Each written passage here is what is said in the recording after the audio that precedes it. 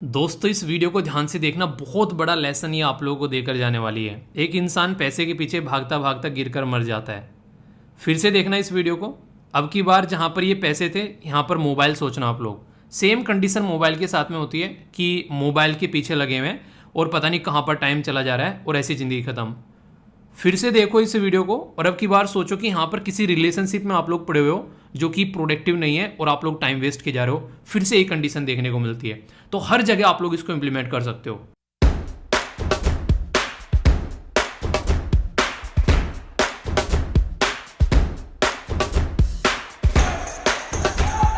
House the जोश, house the जोश। ठंड इतनी है कि कुछ लोगों का जोश जो है वो हाई होने का नाम ही नहीं लेता है। कहता है कि सर इतनी ठंड में जोश हाई कैसे कर लें। तो इनका वही काम हो रखा है। बड़ी बेवफा हो जाती है गालिब ये घड़ी भी सर्दियों में। 5 मिनट सोने का मन करे तो आधा घंटा निकल जाता है, और कईयों का तो आधा घंटा नहीं, 2-2 3-3 घंटे निकल जाते हैं। ठीक है। और कुछ तो ये सोच रहे होंगे रजाई में पड़े पड़े कि ए सर्दी इतना नहीं इतरा, अगर हिम्मत है तो जून में आ। सर्दी जब आनी होगी वो आएगी, उसका काम है, आप लोग अपना काम कीजिए। मैं बस क्या कर सकता हूँ, अपना समझो या बेगाना, मेरा आपका रिश्ता है पुराना, इसलिए मेरा फर्ज है बताना, ठंड आ गई है कृपया रोज मत नहाना। रोज मत नहाना, शरीर में हो जाएगी खुजली। ठीक है। तो एटलीस्ट अल्टरनेट डेज पे तो कम से कम नहा ही लेना। ठीक है। कहने का मतलब यह है कि सर्दी आएंगी, गर्मी आएंगी यार, अपने टाइम पर आएंगी, वो नहीं रुकेंगी, उसी तरीके से चलती जाएंगी। अब आप लोगों ने डिसाइड करना है कि आप लोगों को किस तरीके से अपनी लाइफ को लेकर चलना है। कुछ लोग ऐसे हैं जिनका कंबल में से निकलने का मन नहीं करता है, और कुछ लोग ऐसे हैं जिनकी सर पे इतना प्रेशर है कि वो कंबल की तरफ को अपना पैर नहीं उठाते हैं।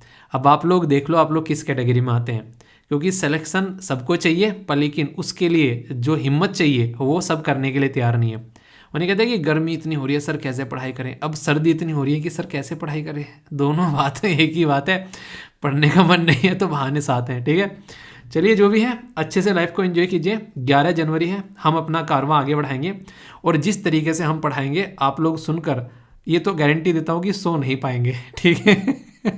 कुछ ज़्यादा ही शायरी आ रही है यार, हद हो गई आज तो। इसको रिकॉर्ड कर लेना स्टार्टिंग वाला सेक्शन, इतनी सारी शायरी निकल गई फ्लो फ्लो में। बहुत ही प्यारा डिस्कशन हो गया यार। एस्पायरेशनल डिस्ट्रिक्ट यहाँ पर उसको ब्लॉक लेवल पर लाया जा रहा है। इंटरेस्टिंग आर्टिकल है, समझेंगे आखिर कैसे। एक बड़ी ही इंटरेस्टिंग न्यूज़ आ रही है, जम्मू एंड कश्मीर से निकलकर लोकल एरिया के जो लोग हैं उनको ट्रेन किया जा रहा है बंदूक उठाने के लिए, और किसके द्वारा, वो भी हमारी फोर्सेज के द्वारा। आखिर ऐसा क्या हो गया कि लोकल लोग एरिया के लोगों को हाथों में बंदूक पकड़ा दी। समझेंगे आखिर पूरा मुद्दा क्या है, आप लोग अच्छे से समझ पाएंगे। अगर मैं आप लोगों से पूछूं कि दुनिया में सबसे ज़्यादा इलीगल ट्रेड जो होता है चौथे नंबर पर, वो किस चीज़ का होता है? बेजबान जानवरों का। वाइल्ड लाइफ ट्रेड बहुत ही लार्ज स्केल पर होता है यार। उसके बारे में जानेंगे। राइनो बॉन्ड क्या है वो भी आप लोगों को बताऊंगा। बहुत सारी चीज़ें हम लोग डिस्कस करेंगे।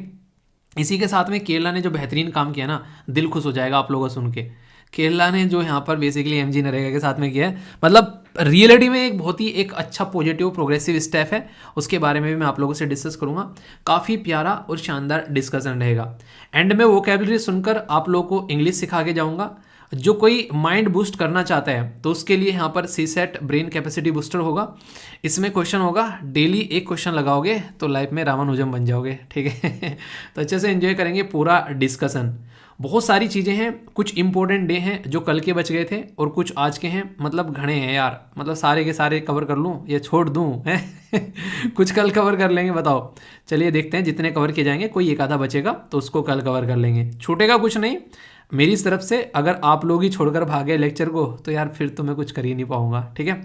बताना जो भी क्वेश्चन आप लोगों से पूछे जाते हैं उनका सबका आंसर आप लोगों को देना है। इसी के साथ में इसके अंदर में अलग अलग न्यूज़पेपर के आर्टिकल जो होते हैं बड़े ही बेहतरीन तरीके से कवर करूंगा, वो भी प्रैक्टिस के साथ में। एक बच्चा कह रहा है कि सर टेस्ट सीरीज तो लगाने की जरूरत नहीं है, इतने क्वेश्चन प्रैक्टिस करा देते हो। देखो यार, ये ना बेसिकली आप लोग अगर रेगुलर करोगे ना, आप लोग खुद सोचो कितने सारे क्वेश्चन प्रैक्टिस हो जाते हैं आप लोगों के। तो रियलिटी तो यही है कि अगर आप लोग सच्चे दिल से पढ़ाई करोगे तो बहुत अच्छे लेवल पर अपने आप को आप लोग पाओगे जब किसी भी एग्जाम में जाकर आप लोग बैठोगे, ठीक है। तो इसलिए सारी चीज़ें इसके अंदर होती है, मैप बेस्ड क्वेश्चन भी हो जाता है, वन लाइनर न्यूज़ भी रहती हैं, वोकैबलरी भी रहती हैं।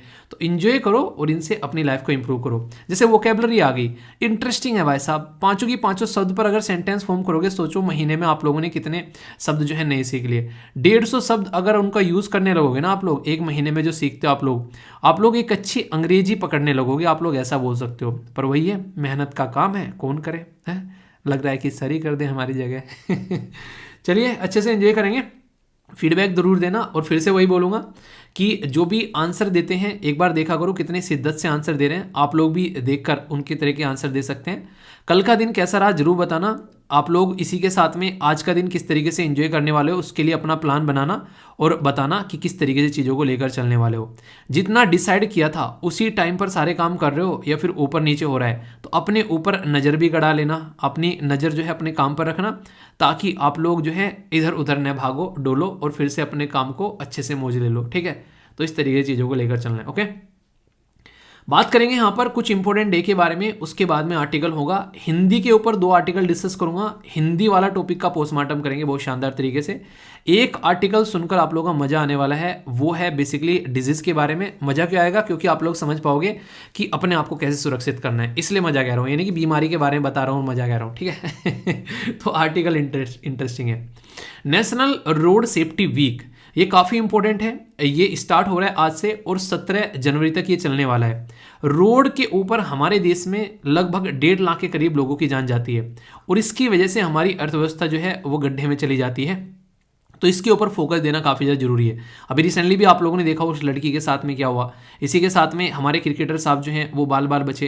हालांकि यहाँ पर क्रिकेटर साहब तो बोले झपकी लग गई, पर लेकिन रियलिटी में रोड जो है एक तरीके से माना जाता है कि चलता फिरता ताबूत है, इस तरीके से कहाँ से आकर कौन ठोक कर चला जाए। कई सारे लोग तो ये कहते हैं, अभी एक फ्रेंड था वो अभी फिलहाल जो है USA में था, तो मतलब कहीं से ना एक तरीके से जी, एक तो वहाँ पे ज़्यादा भीड़ नहीं है एज़ कम्पेयर टू अगर अपने देश में आप लोग बात करोगे। चाहे आप लोग अगर ऑस्ट्रेलिया न्यूजीलैंड में आप लोग देखोगे, वहाँ पर भी कई सारे लोग रहते हैं, कई सारे अभी स्टूडेंट भी अब तो कई सारे मेल करने लगे हैं जो बाहर से लेक्चर देखते हैं। अभी 2-3 दिन पहले एक बच्चे से बात हो रही थी, वो UAE में है फिलहाल के टाइम पर, ठीक है। तो बता रहा था कि सर यहाँ पर मैं लेक्चर देखता हूँ और प्रिपरेशन कर रहा हूँ। तो इस तरीके से आप लोग समझ सकते हैं, बहुत सारे ऐसे हैं जो कि अपने देश के बारे में जानने के लिए लेक्चर देखते हैं। तो वहाँ पर जो ट्रैफिक का सिस्टम है ना, मैं कई बार बातें करता हूँ, पूछता हूँ, तो एक अलग ही लेवल का निकल कर आता है। हमारे देश में जितने लापरवाह तरीके से काम करते हैं ना, ये कहते हैं कि अगर ट्रेनिंग करनी है तो इंडिया में चले जाओ और फिर किसी भी देश में जाकर आप लोग अपनी गाड़ी चलाओ, कभी भी आप लोगों का चालान नहीं कटेगा।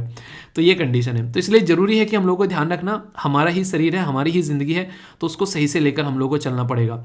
तो रूल और रेगुलेशन फॉलो करने चाहिए ताकि हमारे देश में ट्रैफिक का जो बर्डन है, बेसिकली उसकी वजह से जो डेथ हो रही है उसका बर्डन वो घटे। सस्टेनेबल डेवलपमेंट के कौन से गोल में है ये आप लोगों को बताना है। देखता हूँ कौन कौन इसके बारे में बताता है, ठीक है, तो बताइएगा जरूर।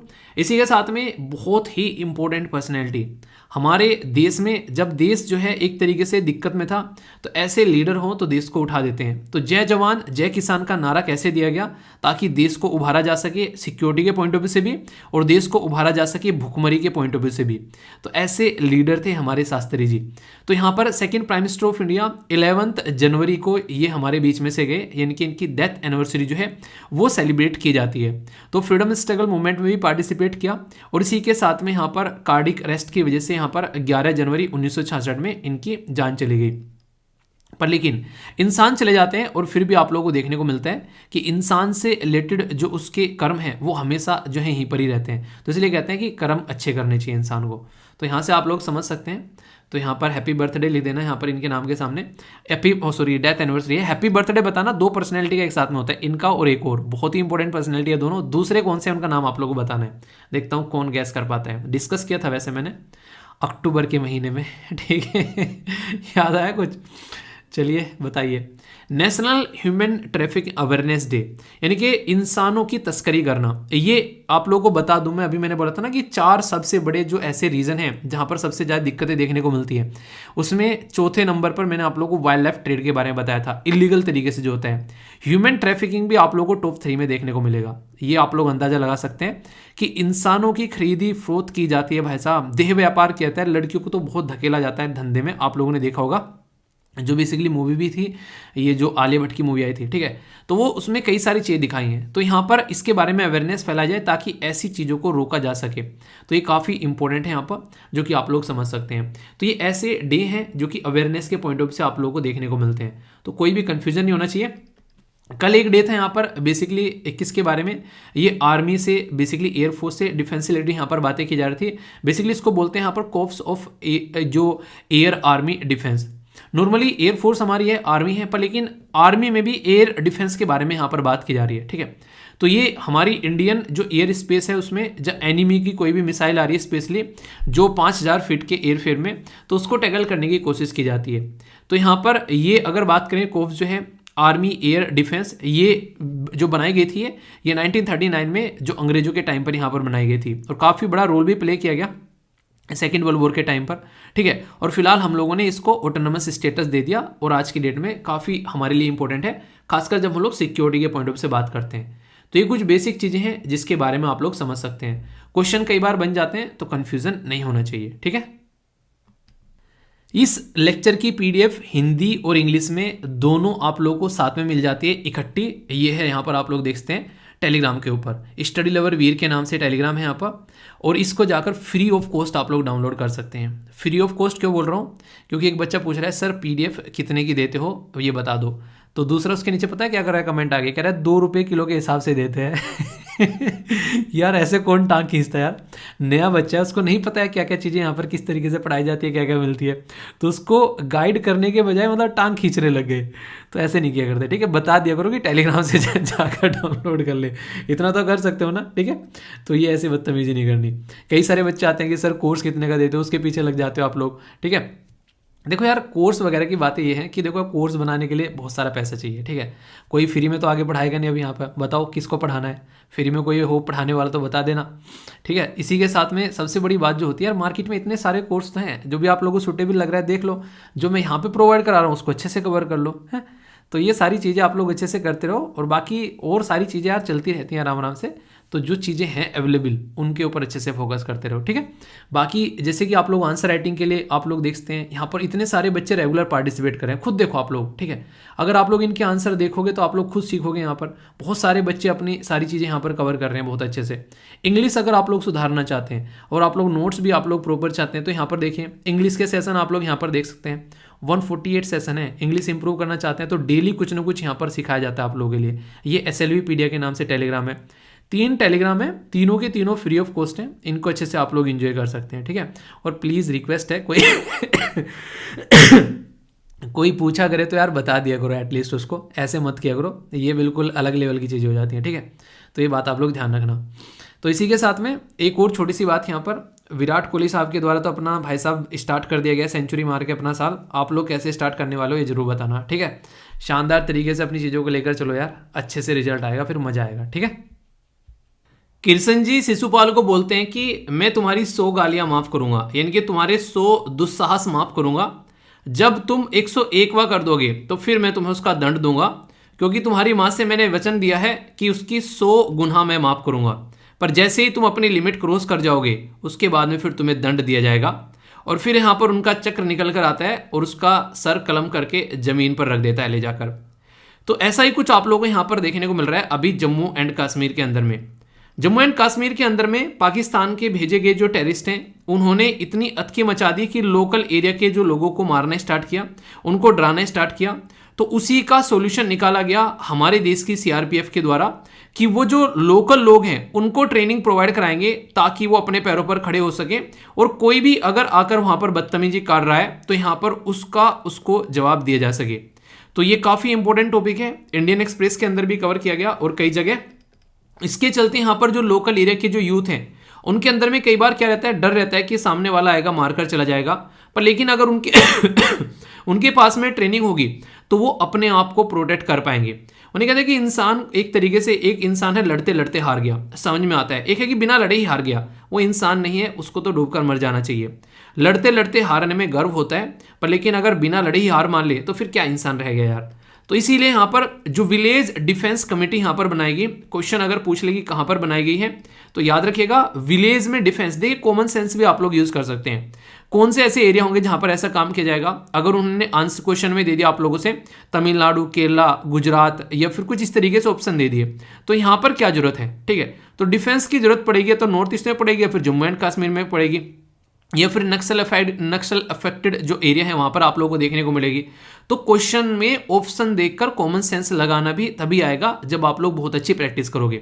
Lieutenant governor Jammu and Kashmir के वो रिसेंटली अभी एग्री हो गए हैं, किसके लिए? VDC के लिए। तो VDC क्या है यहाँ पर? तो ये है बेसिकली विलेज डेवलपमेंट जो यहाँ पर कमेटी है।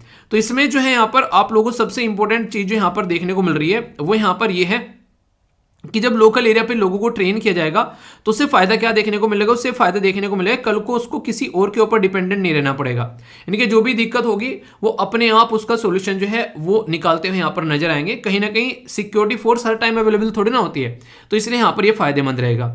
LG कौन है यहाँ पर? बताना जम्मू एंड कश्मीर के अंदर में, और दिल्ली के अंदर में भी कौन है बताना। फर्स्ट टाइम यहाँ पर 1990 में फॉर्म किया गया, यानी कि ऐसी भी चीज नहीं कि पहली बार यहाँ पर कुछ ऐसा कर रहे हैं। उस टाइम पर डोडा डिस्ट्रिक्ट के अंदर में यहाँ पर फॉर्म किया गया। Multi layer against the militant attack यहाँ पर लोगों को तैयार किया जाता है कई सारी लेयर्स में। देखिए लोगों को इतना भी ट्रेन नहीं किया जा सकता कि बिल्कुल वो एक तरीके से आर्मी के कमांडो ही बन जाए, पर लेकिन एटलीस्ट इतना तो किया जा सकता है कि अपनी जान बचाकर इंसान निकल जाए। तो उसी के चलते यहाँ पर ये प्रोग्राम आप लोगों को देखने को मिलेगा, जिसमें जो रेजिडेंट यानी कि जो लोकल एरिया में रहने वाले लोग हैं हिली एरिया में, उनको इस तरीके से ट्रेन किया जा रहा है ताकि वेपन जो है वो यूज कर कर अपने आप को एटलीस्ट डिफेंड कर सकें। किसी को मारना नहीं है, मारना बात की बात होती है, पहले इंसान एटलीस्ट अपने आप को बचा तो ले। तो इस पर्टिकुलर फंक्शन के अंदर में जो डायरेक्शन है वो SP और SSP ऑफ द डिस्ट्रिक्ट वे भी देखने को मिलेंगे, एक्स सर्विसमैन, इसी के साथ में एक्स पुलिसमैन, जो भी यहाँ पर एक तरीके से पर्सन है वो वॉलेंटियर यूथ भी यहाँ पर बनकर एक तरीके से आगे आ सकते हैं। अब खुद सोचो, जैसे कि मान लीजिए आप लोगों के गांव में बहुत सारे ऐसे रिटायर्ड आर्मी पर्सन है, ठीक है, अब उस गांव में कितने रिटायर्ड आर्मी पर्सन है, उन सबको हथियार चलाना आता है, तो एटलीस्ट उनको आगे लेकर आया जा सकता है। कल को अगर कोई ऐसी कंडीशन बने तो उनको डिफेंस के तौर पर आगे लाया जा सकता है, क्योंकि they are already train in the military और in the any kind of police जो सर्विसेज में अगर कोई ट्रेन है। तो इस तरीके के लोग काफी एक तरीके से आप लोग बोल सकते हैं कि सोसाइटी के लिए एक काफी अच्छा एसेट होता है, यानी कि सोसाइटी के लिए धन है एक तरीके से आप लोग बोल सकते हैं ऐसे एरिया में जहां पर ऐसी कंडीशन देखने को मिल रही है। तो ये पहले VDC जो कि विलेज डिफेंस गार्ड था, अभी यहां पर विलेज जो डिफेंस जो यहां पर कमिटी, इसका नाम आप लोगों को देखने को मिल रहा है, ठीक है, VDC are rename as a village defence guard with increase payment. तो ये आप लोग यहां पर याद रखिएगा। तो बेसिक चीजें हैं, जम्मू एंड कश्मीर के अंदर में ये सारी चीजें देखने को मिल रही हैं। पाकिस्तान के द्वारा जो यहाँ पर टेररिस्ट भेजे जाते हैं उनको बेसिकली टैकल करने के लिए यहाँ पर ये पूरा सिस्टम तैयार किया जा रहा है। कैसा लगा आप लोगों को ये सिस्टम? देखो यार, जिंदगी में ना आप लोगों को अगर कोई भी किसी तरीके से परेशान कर रहे हैं तो आप लोगों को हथियार उठा लेने चाहिए। कम से कम अपनी रक्षा, अपनी सुरक्षा आप लोगों को अपने आप से करनी चाहिए। जब तक आप लोग खुद से लड़ने के लिए तैयार नहीं होगे तब तक कोई आप लोगों की सपोर्ट में भी नहीं आएगा। ये बात हमेशा ध्यान रखना। उन्हें कहते हैं कि ऊपर वाले के भरोसे मत बैठो, क्या पता वो तुम्हारे भरोसे बैठा हो। तो हमेशा अपने लिए कम से कम इतना तो स्टैंड आप लोगों को लेना ही चाहिए। ये भाई साहब सैल्यूट करने लायक न्यूज़ है। ऐसी न्यूज़ मतलब मैंने तो कभी एक्सपेक्ट नहीं की थी कि कोई ऐसा भी कुछ कर सकता है। उधर वहाँ पर आप लोग समझ सकते हैं पेंशन के ऊपर लड़ाई लग रही है, 1 रैंक 1 पेंशन को लेकर कई सारी बातें चलती हैं। कई सारे जो आर्मी के जो पर्सन थे उनको अभी आप लोगों को पता है हमारी कंट्री में एक 4 साल की स्कीम लाई गई। तो कई सारे जो विशेषज्ञ हैं उन्होंने बोला कि गवर्नमेंट पेंशन का बर्डन जो है वो कम करना चाहती है, इसलिए स्कीम लेकर आएगी। यानी कि पेंशन के ऊपर आप लोगों ने कई सारे आर्टिकल देखे होंगे अलग अलग मुद्दे से रिलेटेड, पर लेकिन MG नरेगा के वर्कर्स के लिए पेंशन प्रोवाइड करा देना, ये तो मतलब नेक्स्ट लेवल की चीज हो गई। कौन कर रहे हैं यहाँ पर? तो ये काम कर रहा है केरला के द्वारा वेलफेयर बोर्ड यहां पर बनाया गया है ताकि पेंशन प्रोवाइड करा जा सके MG नरेगा के वर्कर्स को। तो सोचो कितनी बड़ी बात है यहां पर। जिसको नहीं पता है कि क्या है ये MG नरेगा, तो इसका नाम याद रखेगा। ये पर्टिकुलर एक स्कीम है हमारी कंट्री में जिसको आप लोग Mahatma Gandhi national rural employment guarantee scheme बोलते हो या फिर इसको एक्ट भी बोल देते हो, क्योंकि एक स्टैट्यूटरी प्रोविजन के थ्रू कानून पास कर बनाई गई। इसीलिए जब कानून बन गया तो इसीलिए लोगों को हक बन गया। हक मतलब अधिकार, अधिकार मतलब राइट। यानी कि अगर आप लोग अपने किसी पर्टिकुलर एरिया में जहां रहते हैं और वहां पर जाकर अपने प्रधान को बोलोगे कि भाई साहब मुझे एमजी नरेगा के तहत काम करना है, तो अगर 15 दिन के अंदर अंदर वो आप लोगों को काम प्रोवाइड नहीं करा पाया तो आप लोगों को भत्ता मिलने लगेगा बेरोजगारी का, कि ये जो है बेसिकली काम करना चाहता था पर लेकिन वो काम नहीं प्रोवाइड करा पाए, तो इसमें आपकी कोई गलती नहीं है। तो इसको बोलते हैं राइट टू वर्क। तो अपने ही आप में काफी बड़ी बात है। इसको किसके साथ में कनेक्ट करके आप लोग देखते हैं, अगर आप लोग इसको कनेक्ट कर रहे हैं तो जो मैं बताने जा रहा हूं ये थोड़ा सा ध्यान से सुनिएगा। जब संविधान के अंदर आप लोग जाएंगे तो पार्ट 3 है वहां पर, उसमें फंडामेंटल राइट है, आर्टिकल 12 से लेके आर्टिकल 35 तक का। उसमें आर्टिकल जो 21 है वो बात करता है राइट टू लाइफ के बारे में। ये जो राइट टू लाइफ है ये इंसान को तभी तो मिलेगा अगर वो ठीक तरीके से अपनी जिंदगी को एंजॉय कर रहा है, अगर उसको एम्प्लॉयमेंट मिल पा रहा है, अगर उसको हेल्थ की सर्विस मिल पा रही है, अगर ठीक तरीके से वो एजुकेशन ले पा रहा है। तो कहीं ना कहीं इसीलिए आप लोग यहाँ पर देख सकते हैं कि ये सारी चीजें एक दूसरे के साथ में कनेक्ट हो जाती हैं। यानी कि आर्टिकल 21 जो है वो राइट टू लाइफ के साथ में right to life with dignity वाली बात आप लोग बोल सकते हैं यहाँ पर, ठीक है। यानी कि एक अच्छी इज्जत वाली लाइफ मिलनी चाहिए, और कब मिलती है तो वो सारा जो भी इंसान बेरोजगार है वो समझ सकता है कि आज की डेट में इज्जत किसे मिलती है। तो इसलिए यहां पर इज्जत वाली बात आ जाती है। तो आर्टिकल 21 यहां पर इसके साथ में आ जाता है कि राइट टू लाइफ के तहत यहां पर लोगों को काम मिले। पर लेकिन काम देगा कौन? काम देगी सरकार। तो सरकार के लिए भी यहां पर रेस्पॉन्सिबिलिटी बनाई जा रही है। सरकार के लिए रेस्पॉन्सिबिलिटी के लिए याद रखिएगा, जो पार्ट 4 में जब आप लोग जाएंगे, जिसको आप लोग डीपीएसपी यानी कि directive principle of state policy बोलते हैं, उसमें आर्टिकल 41 है। देखो याद रखिएगा 21 और 41, ठीक है, ऐसे आप लोग याद रख सकते हैं। आर्टिकल 41 जो है वो प्रोवाइड करने के लिए कहता है कि राइट टू वर्क के बारे में, तो वहां से इसके बारे में आप लोग प्रोविजन देख सकते हैं। ये पर्टिकुलर स्कीम हमारे देश में कौन से प्राइम मिनिस्टर जी के द्वारा लाई गई थी, वीडियो को पॉज कर बताइए। याद रख लेना, इंपॉर्टेंट न्यूज बन जाती है, कई बार कई क्वेश्चन बन चुके हैं पहले भी, खासकर वनडे टाइप एग्जाम में। तो याद रखिएगा पीवी नरसिम्हा राव जी के द्वारा यहां पर ये स्कीम लेकर आई गई थी, ताकि राइट टू वर्क जो है वो लोगों को प्रोवाइड कराया जा सके। तो इस स्कीम में नेक्स्ट लेवल की चीज ऐड कर दी, और वो ऐड कर दी क्या? वो ऐड कर दी यहां पर एक तरीके से पेंशन। केरला गवर्नमेंट के द्वारा यहां पर वेलफेयर जो यहां पर board to provide the pension to MG NREGA. तो है ना बड़ी बात अपने आप में। ये फंड जो है गवर्नमेंट ग्रांट प्रीमियम एक तरीके से कलेक्ट करेगी, रजिस्टर करेगी वर्कर को, और फिर उनका जो भी कंट्रीब्यूशन रहेगा उसके हिसाब से यहाँ पर चीजें प्रोवाइड कराएगी। लोन भी अवेल कराएगी उस फंड के, एक तरीके से जो फंड बोर्ड है, ताकि एक तरीके से लोग काम कर सकें, और यहाँ पर ये प्रोवाइड कराएगी मंथली पेंशन के तौर पर भी, ठीक है। तो एमजी नरेगा, तो यहाँ पर ये एक ऐसा प्रोग्राम है जो कि कोविड-19 के टाइम पर भी काफी ज्यादा न्यूज में था, और खासकर आप लोगों को ये याद रखना है कि कोविड-19 के टाइम पर इसकी इतनी बड़ाई की गई कि बहुत सारे लोगों को सुसाइड करने से, मरने से बचा लिया इस कानून ने। मतलब क्या है, सोचो जब कोई शहरों में रह रहा है और शहरों में उसके काम नहीं मिल रहा है, और काम नहीं मिल रहा है उसकी वजह से गांव में आ रहा है, और गांव में उसको रोजगार मिल रहा है, ठीक है। तो एमजी नरेगा अगर बात करें यहाँ पर स्टेट के साथ में, अगर आप लोग देखेंगे यहाँ पर इनकी खुद की एक स्कीम है जिसका नाम आप लोग याद रख सकते हैं, इसका नाम है यहाँ पर अयंकली, जो शहरी रोजगार है गारंटी यहाँ पर है। यानी कि ये वाली तो हो गई क्या, गांव के लिए, पर लेकिन शहर वालों के लिए क्या होगी, शहर वालों के लिए यहाँ पर हो गई अयंकली, ठीक है। तो ये क्वेश्चन पूछे जा सकते हैं कि एमजी नरेगा जो है क्या वो गांव के लिए है? जी हाँ, एमजी नरेगा नॉर्मली आप लोग को गांव के लिए देखने को मिलेगी। जहां 100% शहरीकरण हो चुका है वहां पर एमजी नरेगा नहीं रहेगी, वहां पर अर्बन की कोई अनएम्प्लॉयमेंट की स्कीम रहती है, इसीलिए अलग अलग राज्यों ने उसके लिए अलग अलग स्कीम जो है वो लॉन्च कर रखी है। 2005 में ये कानून लाया गया था, जो याद रख सकते हैं आप लोग। फाइनेंशियल ईयर जो है उसमें यहाँ पर इसके लिए प्रॉपर पैसा दिया जाता है। अनस्किल्ड लेबर फोर्स रहती है, मतलब वो लेबर फोर्स जिसके पास में कोई स्किल नहीं है, मिट्टी उठाने का काम कर सकती है, ईंटें डालने का काम कर सकती है, ठीक है। तो इस तरीके से जो एक तरीके से डे बाय डे की जो मजदूरी दहाड़ी होती है उसके हिसाब से बोल सकते हैं। Ministry of rural development government of India के अंदर आप लोगों को यहाँ पर ये देखने को मिलेगा, ठीक है। तो मुझे पर्सनली काफी अच्छा लगा ये पर्टिकुलर जो टॉपिक है। आप लोगों के माइंड में कोई डाउट रहा या क्लैरिटी आ गई तो बताना, तो टोटल क्लियर होना चाहिए बिल्कुल, ठीक है। यानी कि कोई भी डाउट आप लोगों के माइंड में नहीं होना चाहिए, अगर हो तो बताना, उसको देखा जाएगा फिर, ठीक है, उसको मुर्गा बनाया जाएगा डाउट को।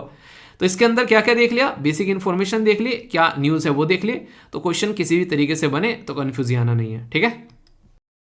कुछ बीमारियां ऐसी होती हैं जो कि हम लोग जाकर उनको बुलाकर लेकर आते हैं कि हम फ्री हैं, आओ और हमारे ऊपर लग जाओ, क्योंकि हम लोग जो है तुमको अपने ऊपर हावी होने का मौका दे रहे हैं। जैसे कि हम लोग टाइम पर सोते उठते नहीं हैं, हम लोग सही तरीके से खाना नहीं खाते हैं, हम लोग एक्सरसाइज नहीं करते हैं, तो हमारी बॉडी में कई तरह की बीमारी होने लगती है, जैसे कि थायराइड की प्रॉब्लम हो गई, डायबिटीज़ की प्रॉब्लम हो गई, कई तरह की सांस की बीमारी आप लोगों को देखने को मिलेगी, हार्ट की बीमारी, जैसे जैसे फैट बढ़ने लगता है, बहुत ही ताकतवर बीमारी है ये, तो आप लोग देखने को मिलेगा कई तरह के कैंसर हमारी बॉडी में हो जाते हैं।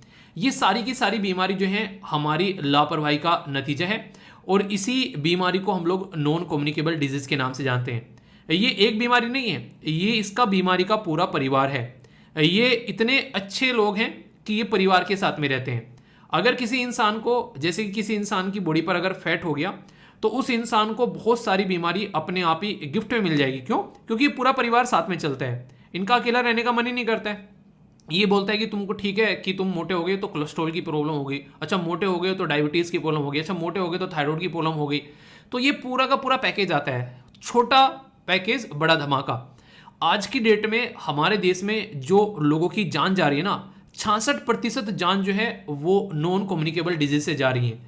इससे आप लोग अंदाजा लगा सकते हैं, मोटे मोटे तौर पर आप लोग जब इसको देखेंगे तो आप लोग हैरान हो जाएंगे। तो ये टॉपिक जो है हेल्थ के अंदर काफ़ी इंपॉर्टेंट होता है। और ये जो नॉन कम्युनिकेबल जो डिजीज मैं आप लोगों से बोल रहा हूँ, इसके ऊपर बाकायदा आप लोगों से क्वेश्चन भी पूछे जा सकते हैं एग्जाम के अंदर में, और पूछे जा रहे हैं। बोला जा रहा है कि एनालाइज करना है कि क्या क्या कोज हैं, यानी किसके रीजन की वजह से होती है, क्या ट्रेंड चल रहे हैं, ट्रेंडिंग सेक्शन होता है, कौन से ट्रेंड चल रहे हैं जिसकी वजह से ये बीमारियां फैलती हैं ये आज की डेट में। और रिस्क फैक्टर क्या है, आप लोगों को ये बताना है कि गवर्नमेंट क्या कोई स्टेप उठा रही है। गवर्नमेंट के स्टेप उठाने से क्या होता है भाई साहब, जब तक तुम स्टेप नहीं उठोगे, टाइम पर सोना उठना एक्सरसाइज करना, तब तक गवर्नमेंट कितने भी स्टेप उठाते रहे आप लोगों को कुछ नहीं होने वाला है जब तक आप लोग खुद ही स्टेप नहीं उठाओगे। ठीक है, जो टाइम पर उठ रहे हैं, टाइम पर सो रहे हैं। अब वास्तव में बता दो आप लोगों को, आप लोग अपनी जिंदगी में बहुत सारी बीमारियों को दूर कर रहे हुए हैं आज की डेट में। जिस तरीके का माहौल है ना आज की डेट में, आसपास में खाना पोल्यूटेड, आज के डेट में हवा पोल्यूटेड, पानी पोल्यूटेड, सारी चीज़ें आप लोगों को कहीं ना कहीं पोल्यूशन से नजर आएंगी। उस टाइम पर अगर आप लोग टाइम पे सो रहे हैं, उठ रहे हैं, पानी पी रहे हैं, एक्सरसाइज कर रहे हैं, तो आप लोग बहुत ही सही तरीके से अपने आप को थामे हुए हैं। वरना ये ढांचा आप लोगों को मिला है ना, ये बर्बाद होने में टाइम नहीं लगता है जब बीमारी इंसान को लगती है। अगर बात करें, बोला ये जा रहा है कि देखो डेटा देखना, आप लोग देखकर हैरान हो जाओगे। Every 2 second 1 person under the age of 70s, इसकी वजह से उसकी डेथ हो जाती है। हर 2 सेकंड में एक इंसान की डेथ हो रही है, यानी कि जितनी देर में मैंने आप लोगों को ये बातें बताई, उतनी देर में 2 आदमी मर चुके हैं इस बीमारी की वजह से। ये ग्रेविटी है इसकी, मैं आप लोगों को पढ़ा रहा हूं। ये जब तक आर्टिकल खत्म होगा, बहुत सारे आदमी निकल चुके होंगे इस बीमारी की वजह से। ये खुद इसका डेटा आप लोगों के सामने यहां पर बताया जा रहा है अलग अलग ऑर्गेनाइजेशन के द्वारा। 86% जो डेथ हो रही है वो उनकी है जो कि काफी गरीब तबका है सोसाइटी का, जिनको यहां पर इसका पर्टिकुलर इलाज करवाने का मौका भी नहीं मिलता है। और खुद आप लोग देखो यहां पर WHO ने कितनी खतरनाक बोली है, जिसको आप लोग वर्ल्ड हेल्थ ऑर्गेनाइजेशन बोलते हैं, वो कितना शानदार टाइटल लेकर आई है। बोला कि इनविजिबल नंबर, किसी को दिख ही नहीं रहे हैं ये नंबर, ये ऐसी बीमारी है ये जो किसी को दिख ही नहीं रही है। 66 यानी कि 66% जो टोटल डेथ हो रही है वो नॉन कम्युनिकेबल डिजीज से हुई 2019 में। और इसी के ऊपर रिपोर्ट में बोला गया कि invisible number, the true scale of non communicable disease, जो आज की डेट में आप लोग देखो उसके बारे में पता ही नहीं है किसी को कि कितनी बीमारी है। आप लोग खुद बताओ, अगर आप लोग नॉर्मली बात करें, दिखने में एक हष्ट-पुष्ट आदमी है कि हाँ यार कोई दिक्कत नहीं है, पर लेकिन आपके शरीर में अगर खुद भी आप लोग देखोगे कई सारी प्रॉब्लम आप लोगों को देखने को मिल जाएगी। जैसे कि आंखों में प्रॉब्लम है, ठीक है, जैसे मैंने बताया था, कईयों को स्किन की प्रॉब्लम आप लोगों को देखने को मिलेगी, कईयों को मोटापे वाली प्रॉब्लम नॉर्मली देखने को मिलती है, कुछ को डायबिटीज की प्रॉब्लम होगी, कुछ को सांस लेने में कई सारी दिक्कत होनी है, किसी को हार्ट की बीमारी आज के डेट में देखने को मिलती है, किसी को थायराइड की प्रॉब्लम हो रखी है। तो ये सारी ऐसी बीमारी है जो कि कहीं ना कहीं हम लोगों ने अपनी लापरवाही से बुलाई है, और इसकी वजह से जो लोगों की जान जा रही है उसका आंकड़ा देखकर आप लोग हैरान हो जाओगे। ये डेटा आप लोगों के सामने, 60 लाख लोगों की डेथ हो गई नॉन कम्युनिकेबल डिजीज से 2019 में। आप लोगों को लग रहा है कोविड-19 ने बहुत सारे लोगों को मार दिया, अरे वो तो अफवाह फैला दी यार किसी ने, उससे ज्यादा तो हम लोग हर साल मर जाते हैं। ये आप लोग देखते हैं यहाँ पर, इतना तो हम लोग हर साल लपेट लेते हैं। 60 लाख लोग ये इंडिया के अंदर है ओनली, ये मत सोचना दुनिया के बता रहा हूं मैं आप लोगों को डेटा। तो इससे आप लोग अंदाजा लगाइए कि किस लेवल पर हम लोग खेल रहे हैं, तो यहां से आप लोगों को समझ में आएगा। ये सारी जो बीमारी है यहाँ पर, ये आराम आराम से हमारे शरीर में एंट्री करती हैं। पहले कंफर्टेबल जोन बनाती हैं, बिल्कुल ऐसे ही जैसे आप लोग चिड़िया घोंसला बनाती है कहीं पर जाकर, तिनका उठाकर लेकर आती है। ये तिनका यानी कि दिन दिन जब आप लोग अपनी जिंदगी जी रहे होते हैं, तो दिन दिन आप लोग जो है कहीं ना कहीं अपनी जिंदगी को, अपनी हेल्थ को एक डायरेक्शन में लेकर चल रहे होते हैं। अगर आदतें अच्छी होगी तो वो डायरेक्शन ही अच्छी होगी, और आदतें बुरी होंगी तो वो डायरेक्शन भी बुरी होगी। कार्डियोवास्कुलर डिजीज 25 लाख लोग निपट गए, इस सांस की बीमारी 11 लाख लोग निपट गए, कैंसर की बीमारी 9 लाख लोग निपट गए, 3.5 लाख लोग निपट गए डायबिटीज से। इससे आप लोग अंदाजा लगाइए हमारी कंट्री में सबसे बड़ी प्रॉब्लम यह है कि अगर कोई थोड़ा सा हेल्दी हो जाता है, मतलब एक तरीके से फैट वगैरह चढ़ जाता है, तो उसको ज़्यादा सीरियसली लेते नहीं है। ऐसे बोलते हैं कि खाते पीते घर का इंसान है। बेटा खाते पीते कब निकल लेंगे ना पता भी नहीं चलेगा। तो अपने शरीर का ध्यान रखना एक इंसान की रेस्पॉन्सिबिलिटी है। अगर अपने शरीर का भी कोई इंसान ध्यान नहीं रख पा रहा है और अपने शरीर में बहुत सारी बीमारी लेकर बैठ गया है, तो फिर वो दूसरी चीज़ों का कैसे ध्यान रख पाएगा? क्योंकि अगर फिट शरीर नहीं होगा तो कोई काम आप लोग नहीं कर पाएंगे। आप लोग खुद देखिए, जब आप लोग बीमार होते हैं तो पढ़ने का मन करता है, पढ़ने का तो दूर, किससे बात करने का मन नहीं करता है ढंग से, ठीक है ना, कुछ देखने का मन करता है, और तो छोड़ दो कुछ खाने पीने का मन आप लोगों का नहीं करेगा। ये सिस्टम आप लोगों को देखने को मिलेगा। तो इसके ऊपर यहाँ पर काम करना काफ़ी ज़्यादा जरूरी है। ग्लोबल लेवल पे अगर आप लोग जाएंगे यहाँ पर तो लगभग 170 लाख लोगों की जान गई। ये देखो, जो मुझे थोड़ा सा हैरान कर गया, हमारी कंट्री में 60 लाख लोग जो है इस बीमारी से मर गए, और हमारी अकेली कंट्री में 60 लाख मर गए, और ऑल ओवर वर्ल्ड में ओनली बचे हुए 110 लाख हैं। इससे आप लोग अंदाजा लगा सकते हैं कि क्या कंडीशन आप लोगों को यहाँ पर देखने को मिल रही है, ठीक है। तो यहाँ पर सिचुएशन काफ़ी ज़्यादा खराब है। ऐसी सिचुएशन आप लोग समझ सकते हैं। डायबिटीज़ हो गई, कैंसर हो गया, रेस्पिरेटरी जो सिंड्रोम, यहाँ पर ये सारी चीज़ें आप लोगों को सामने नजर आती हैं। तो हम लोग ये टारगेट रखे हुए हैं कि सस्टेनेबल डेवलपमेंट गोल के थ्रू कहीं ना कहीं इसको मिटाएं। तो सस्टेनेबल डेवलपमेंट गोल में जो गोल 3 है वो आप लोगों से बात करता है इसी तरीके से बीमारी के बारे में, ताकि बीमारी को यहाँ पर मिटाया जा सके। तो उसमें बोला गया कि रिड्यूस करना है जो डेथ हो रही है नॉन कम्युनिकेबल डिजीज से, ताकि आने वाले टाइम में थोड़ी सी सिचुएशन जो है वो सुधर जाए यहाँ पर, ठीक है। वैसे मैंने कुछ ये बीमारी बताई आप लोगों को।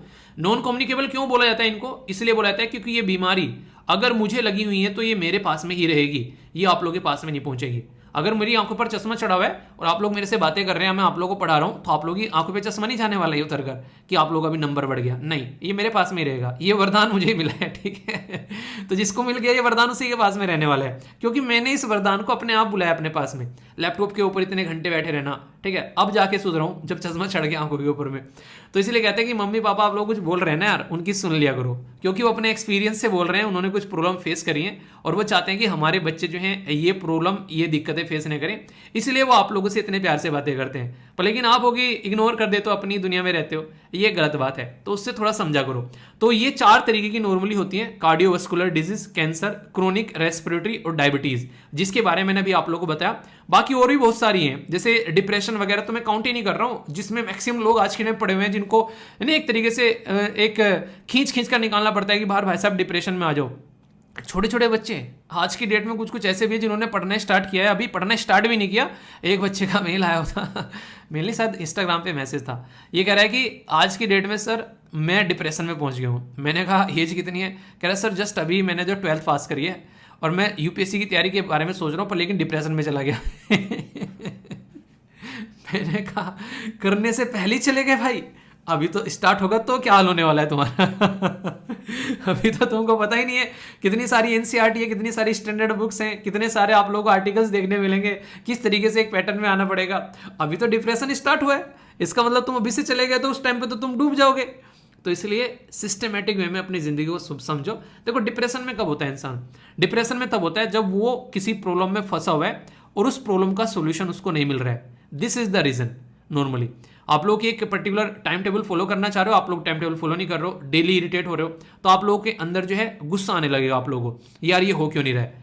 तो आप लोगों को क्या सोचना है? गुस्से के बारे में नहीं सोचना है, आप लोगों को ये सोचना है कि इसका रीजन क्या है, ये हो क्यों नहीं रहा है। तो इसका मतलब ये कि कहीं और आप लोग ज्यादा टाइम खराब कर रहे हैं। जहां पर आप लोग ज्यादा टाइम खराब कर रहे हैं वो टाइम कौन सा है?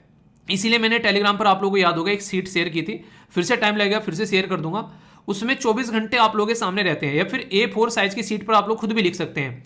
24 घंटे में कुछ 7 दिन बैठकर, 7 दिन क्या 3 दिन में आप लोगों के चक्षु खुल जाएंगे। वैसे 7 दिन कर लो तो और ज्यादा अच्छे से खुल जाएंगे।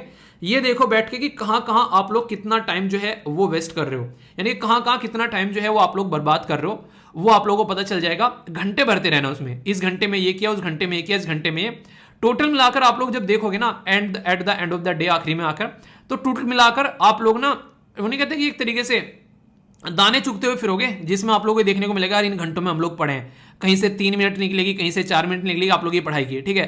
तब जाकर आप लोग देखोगे आज तो पूरे घंटे में 2 ही घंटे, पूरे दिन में 2 ही घंटे पढ़े, 24 घंटे में से 2 ही घंटे पढ़े, हमको तो लग रहा था हम लोगों ने बहुत पढ़ लिया, बीच में दबाकर मोबाइल चला रहे थे।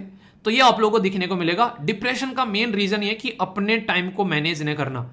देखिए टाइम इतना ही रहेगा आप लोगों के पास में, इतना ही रहने वाला है, हर एक इंसान के पास में 24 घंटे हैं, पर लेकिन आप लोग अपने आप को मैनेज कर पा रहे हैं उस टाइम के हिसाब से। ऐसा तो नहीं मेरे पास में 25 घंटे हैं, या मोदी जी के पास में 30 घंटे हैं, या उसके इलोन मस्क के पास में 50 घंटे हैं। सबके पास में 24 घंटे होते हैं ना। एक इंसान जो है वो शानदार काम कर नहीं रहा, रीजन क्या है? वो अपने टाइम के हिसाब से अपने आप को मैनेज नहीं कर पा रहे हैं। टाइम को मैनेज नहीं कर सकते, 24 घंटे रहने वाले हैं, पर अपने आप को मैनेज कर सकते हैं कि आज 24 घंटे में से कितने घंटे निचोड़ कर बाहर निकालने। तो वो चीजें आप लोगों को समझनी पड़ेगी। तो यहां से आप लोगों का जो डिप्रेशन है वो दूर होना स्टार्ट हो जाएगा। बड़ी आसानी से आप लोगों की जो चीजें हैं वो सुधरना स्टार्ट हो जाएंगी। एक काम और कर लो, एटलीस्ट 30 मिनट जो है अपनी लाइफ में एक्सरसाइज के रखो, और वो ऐसे होने चाहिए कि बॉडी में से पसीना निकल जाए। ये 2 काम कर लोगे ना, आधे से ज्यादा चीजें आप लोगों की सुधर जाएंगी। पर लेकिन इंसान जो है एक बड़ा सा पेड़ बना लेता है बीमारियों का, और फिर उस पेड़ की जो है वो जड़ें गलना स्टार्ट हो जाती हैं, और फिर क्या होता है, बर्बाद हो जाता है। जैसे कि अनहेल्दी ईटिंग, कुछ भी मिला खा लिया उठाकर, बीमारी क्या मुझे लगेंगी। इसी के साथ में अल्कोहल, ये शराब एक ऐसी चीज है, इंसान जो है कई बार आदत में पीने लगता है इसको। अभी एक बच्चे के द्वारा बोला गया कि सर आपकी वजह से सिगरेट छोड़ गई। मेरी वजह से नहीं यार, मेरी वजह से तो इतने सारे लोग वीडियो सुन रहे हैं, किस किसने सिगरेट छोड़ दी? आप हैं, आपने एफर्ट डाला है, इसलिए सिगरेट छोड़िए। एक बच्चा कह रहा है कि सर अब जो है आंसर राइटिंग में मजा आने लगा है, आपने आंसर राइटिंग करना सिखा दिया। मैंने कुछ नहीं सिखाया यार, मैं एक ओनली मीडियम हूं, एक छोटा सा मीडियम, काम करने वाले आप ही हैं। मैंने बोला सुबह 6 बजे उठ जाओ, कितने बच्चे सुबह 6 बजे उठ रहे हैं? जब मैंने पोल कराया था 15,000 लोगों से भी ज्यादा लोगों ने बोला था सुबह 6 बजे उठेंगे, पर लेकिन अब उठ कितने रहे? मुझे लग रहा है कि 7-8 हजार उठ रहे हैं लगभग। ठीक है, तो आप लोग खुद सोचो, यहां पर अगर यहां पर आप लोग खुद कमिटमेंट कर उसको फॉलो नहीं कर पा रहे हो, आप लोग फिजिकल एक्टिविटी कर ही नहीं कर पा रहे हो। मैं कह रहा हूं आप लोगों को 5 बजे उठ जाओ, 5 से 6 तक अपनी एक्सरसाइज करो, और फिर बैठकर जो है तुरंत अपना लेक्चर देख लो। आप लोग तंबाकू का यूज इतने सारे लोग कर रहे हैं जिसकी कुछ हद ही नहीं है।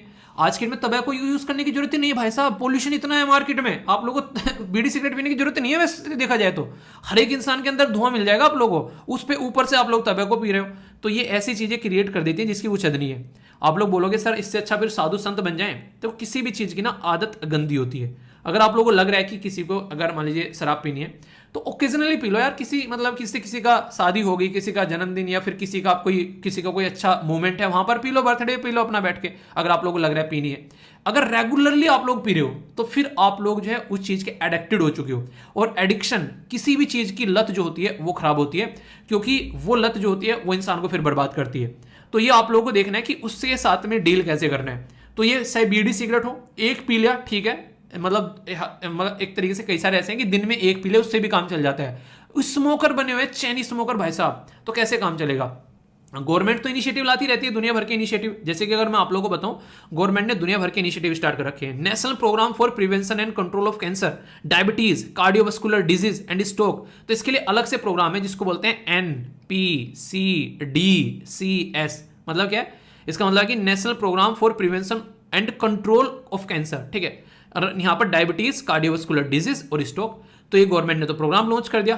कितने सारे लोग जो हैं इससे सीखकर चीजों को आगे लेकर चल रहे हैं। ठीक है, बहुत सारे हेल्थ सेंटर यहां पर बना दिए। अफोर्डेबल मेडिसिन एंड रिहेबिलिटेशन, जो यहां पर इम्प्लांट फॉर द ट्रीटमेंट अमृत करके लॉन्च कर दी। यहां पर प्रधानमंत्री स्वास्थ्य जो सुरक्षा योजना स्टार्ट कर दी। ठीक है, जन औषधि स्टार्ट कर दी। यहां पर ये सारी चीजें गवर्नमेंट करती रहेगी, पर लेकिन क्या रियलिटी में गवर्नमेंट का किया हुआ काम जो है वो आप लोगों के लिए काफी हो जा रहा है? ग्लोबल लेवल पर भी काम चल रहे हैं। सस्टेनेबल डेवलपमेंट गोल है, तीसरा गोल हेल्थ के बारे में बात करते हैं। भाई साहब हेल्थ सुधार लो, कितने सारे लोग अपनी हेल्थ सुधार रहे हैं सस्टेनेबल डेवलपमेंट गोल से इंस्पायर होकर।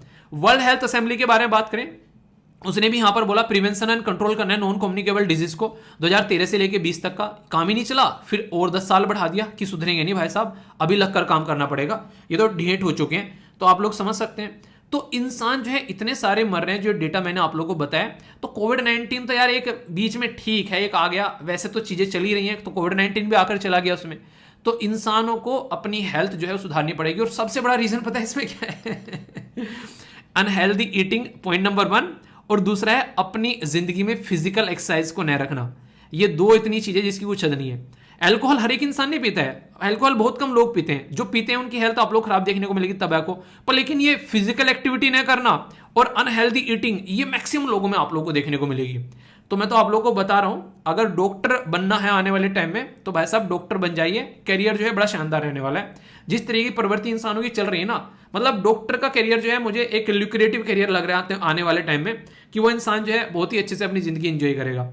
और क्योंकि हमारी आदतें खराब हैं, जो आदतें वाला नेचर होता है ना, जो आदतें जो एक तरीके से ऐसी चीज होती है, नेचर होता है हमारा, उसके ऊपर काम करने की बात आती है तो इंसान अक्सर हार जाता है उसके सामने। खुद अपने आप को देख लो, डेली मन करता है कि एक्सरसाइज करें, पर लेकिन एक आध दिन बीच में, 2-3 दिन बीच में, नहीं यार आज नहीं करते हैं, तो ये आदत ही तो है। अगर आदतों के साथ में लड़ना सीख गए तो जिंदगी जो है वो ऐसे सुधर जाएगी कि आप लोगों को पता भी नहीं चलेगा। ठीक है, क्वेश्चन की प्रैक्टिस कर लो आप लोग यहाँ पर। नॉन कम्युनिकेबल डिजीज में जेनेटिक, साइकोलॉजिकल, जो फिजिकल आप लोगों को देखने को मिलेगी, इसको फिजियोलॉजिकल बोलते हो, इन्वायरमेंटल और बिहेवियरल फैक्टर, तो ये सारे बोला जा रहा है कि नॉन कम्युनिकेबल डिजीज जो है, तो which of the following result कौन कौन से यहाँ पर अगर बात की जाए तो यहाँ पर आप लोगों को देखने को मिलेगा, ए में बोला गया 1 2 3, में बोला गया 2 3 4, सी में बोला गया 1 3 4, डी बोला गया ऑल ऑफ द अबव। तो आप लोगों को नॉर्मली देखे तो ये सारे फैक्टर आप लोगों को नजर आएंगे। लॉन्ग ड्यूरेशन तक जब आप लोगों की ये बीमारी चलती रहती है तो साइकोलॉजिकल भी, इसी के साथ में आप लोगों की शरीर के ऊपर भी, ठीक है, तो यहाँ पर जो फिजियोलॉजी होती है या फिर इन्वायरमेंटल और बिहेवियर फैक्टर भी आप लोगों को यहाँ पर, इवन जेनेटिक भी आप लोगों को यहाँ पर चेंज होते हुए नजर आएंगे। इस तरीके से टेंशन जो होती है ना, वो ये माना जाता है कि स्पर्म काउंट भी इंसान के कम कर देती है अगर वो ज्यादा टेंशन में रहता है। इससे आप लोग लगाइए कितना ज्यादा खतरनाक है। प्रेगनेंसी कंसीव करने में जो वुमेन्स होती हैं उनको प्रॉब्लम होने लगती है अगर वो टेंशन में रहती है, अल्कोहल का या फिर ऐसी किसी चीज का सेवन कर रही है। तो यहां से आप लोग समझ सकते हैं कि कितनी ज्यादा खतरनाक चीजें हैं ये। तो ये था पूरा आर्टिकल, पर आर्टिकल तो पढ़ा दिया, आर्टिकल पढ़ाकर काम खत्म नहीं हो जाता है। आप लोग ये बताओ कि अगर किसी के घर में आप लोग देखो आज के डेट में किस किस को बीमारियां हैं, कौन कौन सी बीमारियां हैं घर में, आप लोग उसको चेक करो और आप लोग उसमें क्या रोल प्ले कर सकते हो कि आप लोग इन बीमारी को अपने घर के किसी मेंबर के शरीर में से कम करो, या फिर अपने शरीर में। सबसे पहले तो आप लोग अपने शरीर में से कम करनी है। तो आप में से कितने ऐसे फैमिली मेंबर हैं जो कि डेली एक्सरसाइज करते हैं, ये बताइए पहले। एक्सरसाइज कोशिश करो, डेली करो यार, कोशिश क्या करो, कोशिश करने से चीजें जो हैं एक तरीके से कोशिश में रह जाती हैं। एक कमिटमेंट करो कि करना है, एक डिसिप्लिन में लेकर आओ कि हाँ करना है, वो वाली चीज जब होगी तब मजा आएगा जिंदगी जीने में। वरना यार वो तो वही बात होगी, आंसर राइटिंग करने कोशिश करते हैं करने की। कोशिश क्या होती है यार, ये क्या तरीका होता है? जब खाना खाते हो तो कोशिश करते हो क्या खाने की? बोलते हो तुरंत खाना खाओ और तुरंत खा जाते हो, ठीक है। कपड़े पहनने की कोशिश करता हूं, ऐसा होता है कि कपड़े पहनने की कोशिश कर रहे हो? ऐसा तो कभी नहीं होता, ठीक है। मोबाइल वहां पे रखा है, उसको उठाकर यूज करने की कोशिश करता हूं कि मैं यूज कर पाऊंगा या नहीं कर पाऊंगा। कर नहीं पाओगे मोबाइल यूज, अरे पता भी नहीं चलेगा, घंटों यूज कर लोगे भाई। तो आप लोगों को कोशिश नहीं करनी है, ट्राई करना है। रियलिटी में आप लोगों को मतलब ट्राई मतलब एक तरीके से करना है उसको, ट्राई कर से नहीं करनी है, ट्राई करना है मतलब करना है उसको, ठीक है। आप लोगों को रेगुलर एक्सरसाइज करनी है और टाइम पर उठना है और टाइम पर सोना है। यस या फिर नो? फीडबैक जरूर दिया करो, लेक्चर कैसा लगता है, अच्छा या बुरा, जैसे भी लगता है बताया करो यार, दिल पे नहीं लूंगा। अगर बुरा लगेगा तो आप लोग डिसलाइक कर सकते हैं, डिसलाइक का भी ऑप्शन है। आप लोग डिसलाइक करोगे तो मुझे पता चलेगा, हालांकि यूट्यूब ने उसको हटा दिया, पब्लिकली नहीं दिखता है, पर लेकिन क्रिएटर को पता चलता है जो कि लेक्चर बनाता है, ठीक है, कि कितने लोग डिसलाइक कर रहे हैं। तो पसंद नहीं आते तो डिसलाइक भी किया करो यार, कोई दिक्कत नहीं है मुझे, तभी तो और चीजें इंप्रूव होंगी। अगर चीजें अच्छी नहीं लग रही हैं आप लोगों को, ठीक है, तो डिसलाइक किया करो जरूर अगर पसंद नहीं आ रहा है। अगर पसंद आ रहा है तो लाइक कर दिया करो, ठीक है। तो ये था पूरा लेक्चर। आर्टिकल जो है बेसिकली आप लोग यहाँ पर ये हो गया, इसका ये क्वेश्चन है, इसको आप लोगों को अटेम्प्ट करना है, ठीक है। तो कोई भी डाउट नहीं होना चाहिए, अगर डाउट होगा तो उसको दूर कर कर आप लोगों को बढ़ना है, क्योंकि ये सारी चीजें फिर माइंड में रह जाती हैं और दिक्कत क्रिएट करती हैं, ठीक है। दोस्तों ये जो पर्टिकुलर न्यूज़ है बहुत ही इंपॉर्टेंट आप लोगों के लिए रहने वाली है, क्योंकि आप लोगों को पता है कि हमारे देश में सबसे ऊपर हम लोग बात करते हैं तो यूनियन गवर्नमेंट होती है, उसके बाद में स्टेट गवर्नमेंट आती है और फिर नीचे डिस्ट्रिक्ट आता है। पर लेकिन जब हम लोग लोकल गवर्नमेंट के बारे में बात करते हैं तो सबसे ऊपर आप लोगों को डिस्ट्रिक्ट देखने को मिलता है, फिर उसके बाद में आप लोगों को ब्लॉक देखने को मिलता है, उसके बाद में फिर आप लोगों को यहाँ पर आएगा बेसिकली विलेज, ब्लॉक, या फिर आप लोग कई बार तहसील भी बोल देते हैं। तो यहाँ पर ये जो पर्टिकुलर सिस्टम है, अगर हम लोग बात करें एक स्कीम के बारे में जो हमारे देश में लॉन्च की गई कि जो भी पिछड़े हुए डिस्ट्रिक्ट हैं उनको हम लोग इंप्रूव कर कर अच्छी क्वालिटी के डिस्ट्रिक्ट बनाएंगे, तो उस स्कीम का नाम रखा गया एस्पायरेशनल डिस्ट्रिक्ट प्रोग्राम। पर लेकिन जब यहाँ पर डिस्ट्रिक्ट लेवल पर हम लोगों ने, यानी कि जिले के लेवल पर हम लोगों ने इसको अच्छे से इंप्लीमेंट कर दिया, अब सेम स्कीम जो है वो हम लोग ब्लॉक के लेवल पर लेकर आने वाले हैं, यानी कि और ग्राउंड लेवल पर थोड़ा सा लेकर आने वाले हैं, ताकि लोकल एरिया को ढंग से डेवलप किया जा सके। और इसी के अनाउंसमेंट को लेकर अभी ये न्यूज़ है जो कि इंडियन एक्सप्रेस के द्वारा काफ़ी अच्छे से कवर की गई, ठीक है। कुछ बातें आप लोगों को यहाँ पे याद रखनी है जिनके बारे में आप लोगों से क्वेश्चन पूछा जा सकता है एस्पायरेशनल ब्लॉक प्रोग्राम के बारे में। इसको शॉर्ट फॉर्म में हम लोग ABP बोलेंगे, ठीक है। आप लोग खुद सोचो कि आप लोग एक तरीके से ना अगर किसी चीज़ को ढंग से इंप्लीमेंट करना चाहते हैं तो उसको जड़ पे जाकर आप लोगों को बेसिकली इंप्लीमेंट करना पड़ेगा। अक्सर कहते हैं ना कि सर में अगर तेल लगाना है तो बाल छोटे कर लो ताकि जड़ों में पहुंचे, ठीक है, वरना ऊपर ऊपर लगा रहेगा ठीक है, तो वही वाली बात है। तो यहाँ पर भी जो है बेसिकली ग्राउंड लेवल पर डेवलपमेंट पहुंचना चाहिए। तो हमारे देश के जो प्रधानमंत्री जी हैं उनके द्वारा ये एम किया गया कि क्यों ना हम लोग ब्लॉक को यहाँ पर डेवलप करें, पर लेकिन इसका काफ़ी ज़्यादा क्रिटिज्म भी हुआ। क्रिटिज्म ये हुआ क्योंकि जब आप लोग यहाँ पर डिस्ट्रिक्ट या फिर ब्लॉक के बारे में बात करते हो तो ये सारा का सारा एरिया जो है वो स्टेट गवर्नमेंट के कंट्रोल में आप लोगों को नॉर्मली देखने को मिलता है। तो सेंट्रल गवर्नमेंट जब कोई ऐसा प्रोग्राम लेकर आती है तो वो जो प्रोग्राम है यहाँ पर वो कहीं ना कहीं आप लोग ऐसा बोल सकते हैं कि एक जो फेडरलिज्म का कॉन्सेप्ट है, यानी कि जो संघवाद का ढांचा है, उसके तहत सेंट्रल गवर्नमेंट को ये पावर स्टेट गवर्नमेंट को देनी चाहिए, ऐसी बातें यहाँ पर बोली जाती हैं। पर कई बार प्राइम मिनिस्टर मोदी साहब जो हैं वो डायरेक्ट कॉन्टैक्ट कर रहे हैं, खासकर जो एक तरीके से डीएम वगैरह हैं, यानी एक तरीके से लोकल लेवल पर। तो इसलिए कई सारे स्टेट गवर्नमेंट जो है इसको लेकर सदमे में आ गए थे। पर लेकिन सबसे बड़ी बात है कि डेवलपमेंट होना चाहिए, तो उसके पॉइंट ऑफ व्यू से देखा जाए तो ये स्कीम काफ़ी अप्रिशिएट करने लायक है। यानी कि थोड़ा सा इसको नेगेटिव तरीके से देखा गया पॉलिटिक्स के पॉइंट ऑफ व्यू से, पर लेकिन ग्राउंड लेवल पर इसके काफ़ी ज़्यादा फायदे देखने को मिले। इनिशियल जब इसका किया गया ये पर्टिकुलर स्कीम का अनाउंसमेंट, तो बजट 2022-23 में इसका अनाउंसमेंट किया गया और 500 के करीब डिस्ट्रिक्ट जो हैं वो कवर करने की यहाँ पर बात की गई। आप लोगों से पूछूं कि हमारे देश में आज के डेट में कितने डिस्ट्रिक्ट हैं, तो आप लोगों को बताना है। अभी फिलहाल जो बात चल रही थी नॉर्थ ईस्ट में 4 डिस्ट्रिक्ट को बेसिकली और सिकोड़ने की आसाम के अंदर में, उनको साइड में रख देना, वैसे बताना 2022 के एंड तक अगर आप लोगों से पूछा जाए, ठीक है, तो कितने डिस्ट्रिक्ट देश के अंदर में ये आप लोगों को बताना है। एस्पायरेशनल डिस्ट्रिक्ट नाम क्यों दिया गया यहाँ पर? कई सारे जो आप लोगों ने देखा होगा लोग जो हैं अगर सोसाइटी में किसी भी तरीके से कमजोर हैं तो कुछ पॉजिटिव नाम देने की कोशिश की जाती है ताकि एक तरीके से पॉजिटिव आउटलुक निकल कर आए, ठीक है। जैसे दिव्यांगन, वो इसी तरीके से नाम दिया गया, आप लोगों ने देखा होगा, क्योंकि जो शब्द था विकलांग या फिर ऐसे तो वो थोड़ा सा नेगेटिव टाइप में लगता था। दिव्यांगन यानी कि कोई ना कोई बॉडी का पार्ट उनका दिव्य है, जिसकी वजह से वो यहाँ पर वो दूसरी चीज न होते हुए भी उसका इस्तेमाल कर कर वो बेटर तरीके से परफॉर्म कर पाते हैं। तो एस्पायरेशनल डिस्ट्रिक्ट भी इसीलिए दिया गया कि इनकी एस्पायरेशन है आगे बढ़ने की, तो इसलिए यहाँ पर इस प्रोग्राम का नाम ये रख दिया गया। 2018 में जब यहाँ पर ये लॉन्च किया गया तो तब बोला गया था कि 112 डिस्ट्रिक्ट कवर करेंगे, यानी कि कुछ स्टार्टिंग में इंप्लीमेंट करेंगे फिर चीज़ आगे बढ़ेगी। ऐसे थोड़ी ना कि एक तरीके से बच्चा पैदा होते ही एकदम जो है जवान हो जाता है, ठीक है, तो आराम आराम से बढ़ता है ना। तो ऐसे ही यहाँ पर स्कीम्स होती हैं, आराम आराम से इंप्लीमेंट हुई और फिर 500 डिस्ट्रिक्ट तक यहाँ पर चीज़ों को कवर करने की बात की गई। फोकस क्या था, अगर हम लोगों को इनको इंप्रूव करना है तो कुछ पिलर भी रखे गए कि एक तो यहाँ पर जो कवर किया जाएगा चीज़ों को, सेंट्रल स्टेट गवर्नमेंट की जो स्कीम है उनको ढंग से लेकर चला जाएगा। कई सारी स्कीम सेंट्रल सेक्टर की हैं, कई सारी हैं सेंट्रल स्पॉन्सर्ड स्कीम, तो दोनों को मिलाकर कैसे उस एरिया का डेवलपमेंट हम लोग कर सकते हैं, चाहे वो एजुकेशन के फील्ड में हो, चाहे वो हेल्थ के फील्ड में हो, चाहे वो इंफ्रास्ट्रक्चर यानी कि रोड वगैरह बनाने के फील्ड में हो, तो कोलैबोरेट करना दोनों के लिए जरूरी है। इसी के साथ में जो यहाँ पर स्टेट के अंदर में जो नोडल ऑफिसर है, डिस्ट्रिक्ट कलेक्टर है या फिर कोई और दूसरे यहाँ पर कॉम्पिटिटिव जो डिस्ट्रिक्ट है उनको साथ में लेकर चलना है, कॉम्पिटिशन कराना है और जो जीतेगा उसको अप्रिशिएट करना है। सबसे अच्छी चीज जो मुझे इस पर्टिकुलर स्कीम की लगी वो है कंपटीशन। कंपटीशन अगर इंसान एक गिरे ना अपनी एक हद से नीचे जाकर, तो कंपटीशन हमेशा हेल्दी होता है। कई बार क्या रहते हैं कि एक गलत तरीके से नेगेटिव तरीके से कंपटीशन करने की कोशिश करते हैं, वो एक अलग बात है, पर लेकिन अगर एक हेल्दी कंपटीशन अगर चलता रहे तो हमेशा प्रोग्रेस जो है वो आप लोगों को हर एक चीज की होती हुई नजर आएगी। तो इसीलिए कहते हैं कि कंपटीशन हमेशा हेल्दी होना चाहिए। और इसीलिए हमारे देश में एक पर्टिकुलर बॉडी भी है जिसको हम लोग कॉम्पिटिशन कमीशन ऑफ इंडिया बोलते हैं, जिसके चरणों में आजकल गूगल बाबा जो है प्रसाद चढ़ा रहे हैं कि भाई साहब पीछा छोड़ दो उसने बोला कि पाताल में भी जाओगे ना बेटा, फाइन निकाल के लेके आएंगे, कुछ ही कर लेना तुम, ठीक है, जाओगे तुम मुझे छोड़ के, जो तुम जाओगे हम तुम्हें वहीं से पकड़ के लाएंगे, ठीक है। तो मुझे पर्सनली काफ़ी अच्छी लगी। कभी एनसीएलटी के पास में जा रहा है, कभी यहाँ पर सुप्रीम कोर्ट के पास में पहुँच गया।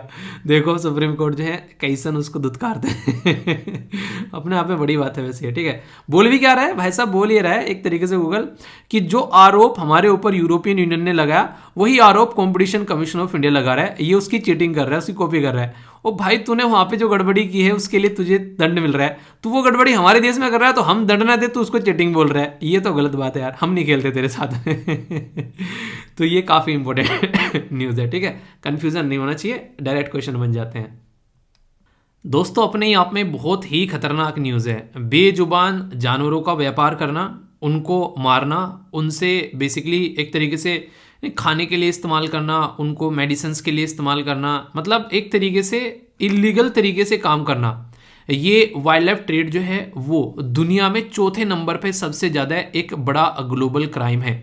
यानी कि आप लोग ये मान सकते हैं कि अगर बात करें पर ईयर $7 से लेके 23 बिलियन पर ईयर का यहाँ पर आप लोगों को ये बेसिकली देखने को एस्टिमेशन लगाया जाता है। आप लोग यहाँ से अंदाजा लगा सकते हैं कितना बड़ा व्यापार होगा ये। मतलब सोच सकते हैं किसी कंट्री को इतना पैसा मिल जाए तो उस कंट्री की अर्थव्यवस्था जो है वो सुधर जाए, इतना पैसा है ये। जब मैंने बोला कि 4th लार्जेस्ट है यहाँ पर ये, तो आप लोगों से अगर बात की जाए तो इससे ऊपर कोई और होगा? जी हाँ, इससे ऊपर है जैसे ड्रग ट्रैफिकिंग, यानी कि गलत तरीके से नशीली दवाइयाँ वगैरह जो है लोगों तक पहुँचाई जाती है। काउंटरफिट गुड्स यानी कि नकली सामान, उसमें नकली करेंसी भी आप लोग बोल सकते हैं, और लोगों का देह व्यापार करना भी एक इस कैटेगरी में आता है। तो 3 टॉप ये हैं, और चौथे नंबर पर आप लोगों को यहाँ पर ये देखने को मिलेगा। इसका लॉन्ग टर्म जो सोल्यूशन निकालने की कोशिश की जा रही है, कैसे यहाँ पर सबको साथ में लेकर चला जा सके और कैसे यहाँ पर एफर्ट लगाए जा सके। तो इसके लिए यहाँ पर आप लोग याद रखिएगा राइनो बॉन्ड, जो कि वाइल्ड लाइफ कंजर्वेशन बॉन्ड, एक तरीके से 5 ईयर 150 मिलियन सस्टेनेबल बॉन्ड की बात यहाँ पर की जा रही है, ताकि प्रोटेक्शन को इंक्रीज किया जा सके। कई सारे एरिया में यहाँ पर बात की जा रही है, खासकर फोकस साउथ अफ्रीका में काफ़ी लार्ज स्केल पर देखने को मिलता है, क्योंकि भुखमरी काफ़ी लार्ज स्केल पर है। तो राइनोज बॉन्ड जो है वो फाइनेंशियल इंस्ट्रूमेंट है, जो कि यहाँ पर एक तरीके से कंजर्वेशन प्रोवाइड कराएगा राइनोज को। राइनोज मतलब जो एक सींग का गैंडा है, अक्सर बेचारे का ये दांत तक काट कर ले जाते हैं। और यहाँ पर सोचो, एक तरीके से इस बेचारे को ये नहीं पता होगा कि ये किस लिए काट रहे हैं, ठीक है। उन्हें ये एक तरीके से राइनोज की एक तरीके से जगह अपने आप को रखकर देखो, कोई आया कान काट के ले गया, ठीक है, मतलब कोई आया दांत तोड़ के ले गया, मतलब क्या भाई क्या गलती कर दी मैंने, ये तो बता दो। ये गलती कर दी कि तुम जानवर बन गए, ठीक है। तो ऐसी चीज़ें आप लोग समझ सकते हैं। तो यहाँ पर इनके प्रोस्पेक्टिव्स में अगर हम लोग चीज़ें देखेंगे तो हम लोग चीज़ों को अंडरस्टैंड कर पाएंगे। जो बातें मैंने बताई वही बातें यहाँ पर लिखी है। वाइल्ड लाइफ कंजर्वेशन बॉन्ड, इसको यहाँ पर राइनो बॉन्ड का भी नाम दिया जा रहा है। 150 मिलियन यहाँ पर ये 5 ईयर के लिए सस्टेनेबल जो बॉन्ड रहेगा, जिसमें प्रोटेक्शन बढ़ाई जाएगी यहाँ पर राइनोज की साउथ अफ्रीका के अंदर में। तो सबसे इंपॉर्टेंट पॉइंट तो आप लोग ये याद रखिएगा, साउथ अफ्रीका की लोकेशन जैसे ही बोलता हूँ एकदम माइंड में आ जानी चाहिए। ये है हमारा प्यारा महान भारत। यहाँ से अगर आप लोग यहाँ पर आएंगे तो ये एग्जैक्टली आप लोग को साउथ अफ्रीका यहाँ पर देखने को मिलेगा, ठीक है। अपनी कंट्री के कंपेयर में आप लोग चीज़ों को देखा करो, ताकि आप लोग चीज़ों को अंडरस्टैंड कर सको, ठीक है। तो यहाँ से आप लोग देखते हैं तो एक तरीके से वर्ल्ड बैंक जो है वो काफ़ी अच्छे से यहाँ पर सपोर्ट प्रोवाइड करा रहा है। ऐसे इंटरेस्टिंग क्वेश्चन आप लोगों से बड़ी जल्दी बनते हैं। पूछ लेंगे कि वाइल्ड लाइफ कंजर्वेशन बॉन्ड में कौन सा पर्टिकुलर इंस्टीट्यूशन जो है वो पार्टिसिपेट कर रहा है, तो कौन है यहाँ पर? वर्ल्ड बैंक है, ठीक है। तो WS ऐसे याद रख लेना, ओके ठीक है ना, मतलब जो भी है ये WB यहाँ पर भी हो गया, WB यहाँ पर भी हो गया, मतलब एग्जाम में ऑप्शन याद आना चाहिए, ठीक है। बाकी तो आप लोग संभाल लोगे। अगर बात करें जो फाइनेंसिंग की, तो ग्लोबल इन्वायरमेंट फैसिलिटी, इसी के साथ में WCB जो कंजर्वेशन ट्रांसफर किए जाएंगे, प्रोजेक्ट रिस्क डोनर जो भी इन्वेस्टर रहेंगे, मतलब मिलकर काम किया जाएगा, ऐसा आप लोग बोल सकते हैं, ठीक है। तो एक तरीके से कई जगह से पैसा आएगा। इसी के साथ में जो यहाँ पर बात करते हैं ग्लोबल इन्वायरमेंट फैसिलिटी के बारे में, तो ये जो रियो अर्थ समिट हुई थी 1992, तो वहाँ पर जो डेवलपिंग कंट्रीज़ हैं और जो कंट्रीज़ हैं उनके द्वारा बोला गया कि हाँ ऑब्जेक्टिव को हम लोग मीट करेंगे। सबसे बड़ी बुरी कंडीशन पता है क्या लगती है मुझे? जब इन्वायरमेंट के ऊपर पैसा खर्च करने की बात आती है, क्लाइमेट चेंज को पैसे लगाकर ठीक करने की बात आती है, अक्सर जो अमीर देश हैं वो अपना हाथ खींच लेते हैं, ठीक है। आप लोगों ने अक्सर देखा होगा एक गरीब इंसान जो है किसी दूसरे गरीब इंसान की कमजोरी और एक तरीके से उसके बुरे वक्त में उसकी जो प्रॉब्लम है उसमें हमेशा साथ देता हुआ नजर आएगा। पर एक ठीक ठाक इंसान, एक ठीक ठाक परिवार का इंसान जो अक्सर हाथ खींच लेता है, ठीक है। ये आप लोगों ने कई सारी वीडियोस, कई सारी मूवीज़ वगैरह भी देखी होंगी। ये फैक्ट है। उसके पीछे रीज़न क्या है? उसके पीछे रीज़न क्या है? सीधा सीधा आप लोग बोल सकते हो कि आप लोग अगर किसी प्रॉब्लम में से होकर गुजरे हो तो आप लोग उसको समझ पाओगे, उस समस्या को, ठीक है। पर लेकिन आप लोग उस प्रॉब्लम से होकर गुजरे ही नहीं हो तो आप लोग उस समस्या को कैसे समझ पाओगे, ठीक है। तो ये आप लोग समझ सकते हैं। तो कहने का मतलब है कि आप लोग के पेरेंट्स जब आप लोगों को गाइड करते हैं तो वो इसलिए गाइड करते हैं क्या कि जो प्रॉब्लम उन्होंने फेस की है वो प्रॉब्लम आपके ऊपर न आकर गिरे। तो ये सिचुएशन आप लोग यहाँ पर समझ सकते हैं। तो ये अपने ही आप में काफ़ी इंपॉर्टेंट है। तो बेसिक चीज़ें हैं सारी की सारी, कन्फ्यूज़न नहीं होना चाहिए किसी भी तरीके से। यहाँ पर मैं आप लोगों से बात करूँगा बेसिकली वर्ल्ड हिंदी दिवस के बारे में। वर्ल्ड हिंदी दिवस के बारे में अगर आप लोगों से बातें की जाए तो ये पर्टिकुलर जो डे है ये यहाँ पर 10 जनवरी को सेलिब्रेट किया जाता है। और इससे रिलेटेड आर्टिकल भी मैं डिस्कस करूंगा। इसी के साथ में वर्ल्ड के साथ में इंडिया के अंदर में जो सेलिब्रेट किया जाता है international mother tongue language day के बारे में आप लोगों से बात करूंगा यहाँ पर क्लासिकल लैंग्वेज के बारे में। इसी के साथ में इसके अंदर हम लोग बातें करेंगे और भी कई सारी, जैसे कि यहाँ पर हमारे जो शेड्यूल लैंग्वेज है उसके बारे में भी आप लोगों से बातें करूंगा। तो बहुत ही कुछ आप लोगों को यहाँ पर जानने को मिलेगा, किस किस एरिया में क्या क्या रीजनल लैंग्वेज बोली जाती है, थोड़ा सा उसका भी नज़ारा आप लोगों को दिखाऊंगा ताकि चीज़ें आप लोग काफ़ी अच्छे से अंडरस्टैंड कर सकें। और फिर कुछ क्वेश्चन होंगे जिससे आप लोग ये समझ पाएंगे कि ये टॉपिक कितना इंपॉर्टेंट है अपने आप में। तो बड़ा ही प्यारा सा एक डिस्कशन रहने वाला है, बहुत ही कुछ आप लोगों का कवर हो जाएगा, कोई भी डाउट फिर आप लोगों के माइंड में नहीं रहेगा। तो जो यहाँ पर वर्ल्ड हिंदी दिवस है ये 10 जनवरी को सेलिब्रेट किया जाता है। तो first world Hindi conference prime minister Indira Gandhi ji के द्वारा ये 1975 में यहाँ पर आप लोगों को देखने को मिली थी 10 जनवरी को, ठीक है। तो हालांकि बात करें यहाँ पर जो वर्ल्ड हिंदी दिवस जो है फर्स्ट ऑब्जर्व किया गया था 10 जनवरी 2006 में, तब से लेकर यहाँ पर ये सेलिब्रेट किया जाता है। नेशनल के बारे में आप लोगों को पता है 14 सितंबर। तो हिंदी जो लिखी जाती है देवनागरी इस स्क्रिप्ट में, तो उसको हम लोग ऑफिशियल लैंग्वेज के तौर पर मानते हैं। बेसिक चीज़ें बहुत सारी बताऊंगा, डे भी कवर करेंगे आगे, जैसे जैसे हम लोग बढ़ेंगे कंफ्यूजन नहीं रखना, सारी बातें क्लियर करके चलेंगे। ओके, एक इंपॉर्टेंट क्वेश्चन जो कि आप लोगों के माइंड में कंफ्यूजन है वो दूर करेगा, वो ये है कि हिंदी जो है वो हमारी ऑफिशियल लैंग्वेज है, ना कि नेशनल लैंग्वेज है। ये बात हमेशा ध्यान रखिएगा। इसके ऊपर कई बार बात की जाती है कि इसको नेशनल लैंग्वेज बना दे, पर हमारे देश में एक कहावत आप लोगों ने सुनी होगी कि कोस कोस पर बदले पानी सवा कोस पे बानी, यानी कि जरा सी डिस्टेंस पे आप लोग चलोगे, किसी दूरी पे चलोगे तो लोगों की भाषा बदल जाती है। कोई कुछ बोल रहा है, कोई कुछ बोल रहा है, सबकी अपनी अपनी भाषा है। कोई हिंदी बोल रहा है, कोई बिहारी बोल रहा है, कोई गुजराती बोल रहा है, कोई महाराष्ट्रियन है, कोई तमिल तेलुगु, आप लोग देखने को मिलेगा ये सारी, ठीक है। तो इस तरीके से है। आपकी लैंग्वेज क्या है जो आप लोग नॉर्मली प्रेफर करते हैं बोलना, बताना जरूर। और उसमें कोई भी सेंटेंस, प्यारा सा सेंटेंस लिखिएगा एक पर्टिकुलर उसी लैंग्वेज में, मैं देखूंगा कितने मेरी समझ में आता है, ठीक है। पर लेकिन एक चीज़ आप लोगों को देखने को मिलेगा, जो लैंग्वेज होती है ना उसमें एक इंटरेस्टिंग चीज़ है, ज़्यादा डिफरेंस नहीं है, कई सारे शब्द आप लोग पकड़ सकते हो जब कोई इंसान जो है कोई लैंग्वेज बोलता है, तो ये आप लोगों को जरूर नजर आएगा, ठीक है। तो अपनी पर्टिकुलर लैंग्वेज में कोई भी आप लोग वर्ड लिखिएगा तो देखता हूँ एक दूसरे को समझ सकते हैं क्या, आप लोग देख लिखिएगा और एक दूसरे के समझने की भी कोशिश कीजिएगा। 14 सितंबर ही क्यों यहाँ पर ये डेट ये बेसिकली डिसाइड की गई, क्योंकि एक इंपॉर्टेंट पर्सनैलिटी थी जिनका नाम था बोहर राजेंद्र सिम्हा। इनके द्वारा बहुत बड़ा प्रयत्न किया गया कि हिंदी को हम लोग अपने देश की नेशनल लैंग्वेज बनाएं। तो इनके उस प्रयत्न के बेस पर ये ऑफिशियल लैंग्वेज बन गई। और इसी के चलते यहाँ पर इनकी जो बर्थडे है जो 14 सितंबर को, वो हम लोग यहाँ पर हिंदी दिवस के रूप में सेलिब्रेट करते हैं। हिंदी जो है यहाँ पर ये अगर इसके बारे में बात की जाए, देवनागरी स्क्रिप्ट में हम लोग इनको फॉलो करते हैं हिंदी को, जो कि ऑफिशियल लैंग्वेज हमारे देश में ये बेसिकली एज ए अचीव की गई या फिर अडेप्ट की गई 1949 में। इंपॉर्टेंट मुद्दा यहाँ पर यह है कि अगर बात करें आप लोगों से कि हमारे देश में ये रेटिफाइड की गई कॉन्स्टिट्यूशन असेंबली के द्वारा यहाँ पर जो कि यहाँ पर एक तरीके से इंप्लीमेंट किया गया 26 जनवरी 1950। पूरा संविधान हमारा 26 जनवरी 1950 को इंप्लीमेंट नहीं किया गया। आप लोगों को पता होगा 26 नवंबर 1949 में यहाँ पर जो संविधान का कुछ पोर्शन इंप्लीमेंट कर दिया था।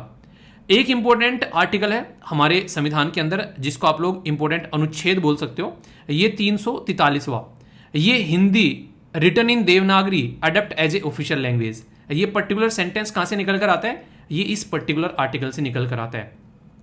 ये तो कुछ बेसिक चीजें हो गई। अब आप लोगों से मैं बात करता हूं संविधान के बारे में। हालांकि ये टॉपिक मैं आप लोग कई बार बता चुका हूं, पर लेकिन थोड़ा सा और रिवीजन हो जाएगा, पेशेंस के साथ में सुनिएगा, क्योंकि बहुत सारी चीजें आप लोग भूल चुके हैं। अगर ये आप लोगों को लगता है नहीं भूले हो तो आंख बंद करो और आंख बंद कर बताओ, क्योंकि आंसर यहीं पर लिखे हुए हैं। आंख बंद कर बताओ कि हमारे जो संविधान में जो 22वां जो हमारे संविधान में जो 8वां शेड्यूल है उसमें जो 22 लैंग्वेज हैं, आप लोगों को ये बताना है कि जो डोगरी है वो कौन से संविधान में संशोधन करके ऐड की गई थी। अगर आंख बंद कर आप लोग रिकॉल कर पा रहे हो तो इसका मतलब बिल्कुल सही है, और अगर नहीं कर पा रहे हो तो इसका मतलब आप लोगों को इन चीज़ों का रिवीजन करते रहना चाहिए। क्योंकि अगर क्वेश्चन पेपर उठाकर देखोगे तो ये बड़ी ही बेसिक से क्वेश्चन यहाँ से बनते हैं डायरेक्ट। और क्वेश्चन क्या यार, ये तो ऐसी चीज़ें आप लोगों को पता होनी चाहिए कि हमारे देश के अंदर में कितनी ऐसी लैंग्वेज हैं जो कि इस पर्टिकुलर कैटेगरी में ऐड है 8वें शेड्यूल के अंदर में। तो टोटल 22 लैंग्वेज आप लोगों को देखने को मिलेगी। देश के अलग अलग रीजन में इनको पार्ट बनाया गया है, अलग अलग लोकल एरिया में इनको यूज किया जाता है। आसामीज, बंगाली, गुजराती, हिंदी, कन्नड़, कश्मीरी, कोंकणी, मलयालम, मणिपुरी, मराठी, नेपाली, उड़िया। इंपॉर्टेंट है यहाँ पर फिर से बोल रहा हूँ, नेपाली है इसमें पर लेकिन इंग्लिश नहीं है इसमें। ये कंफ्यूजन के ऊपर ऑलरेडी यूपीएससी भी क्वेश्चन पूछ चुकी है, ठीक है।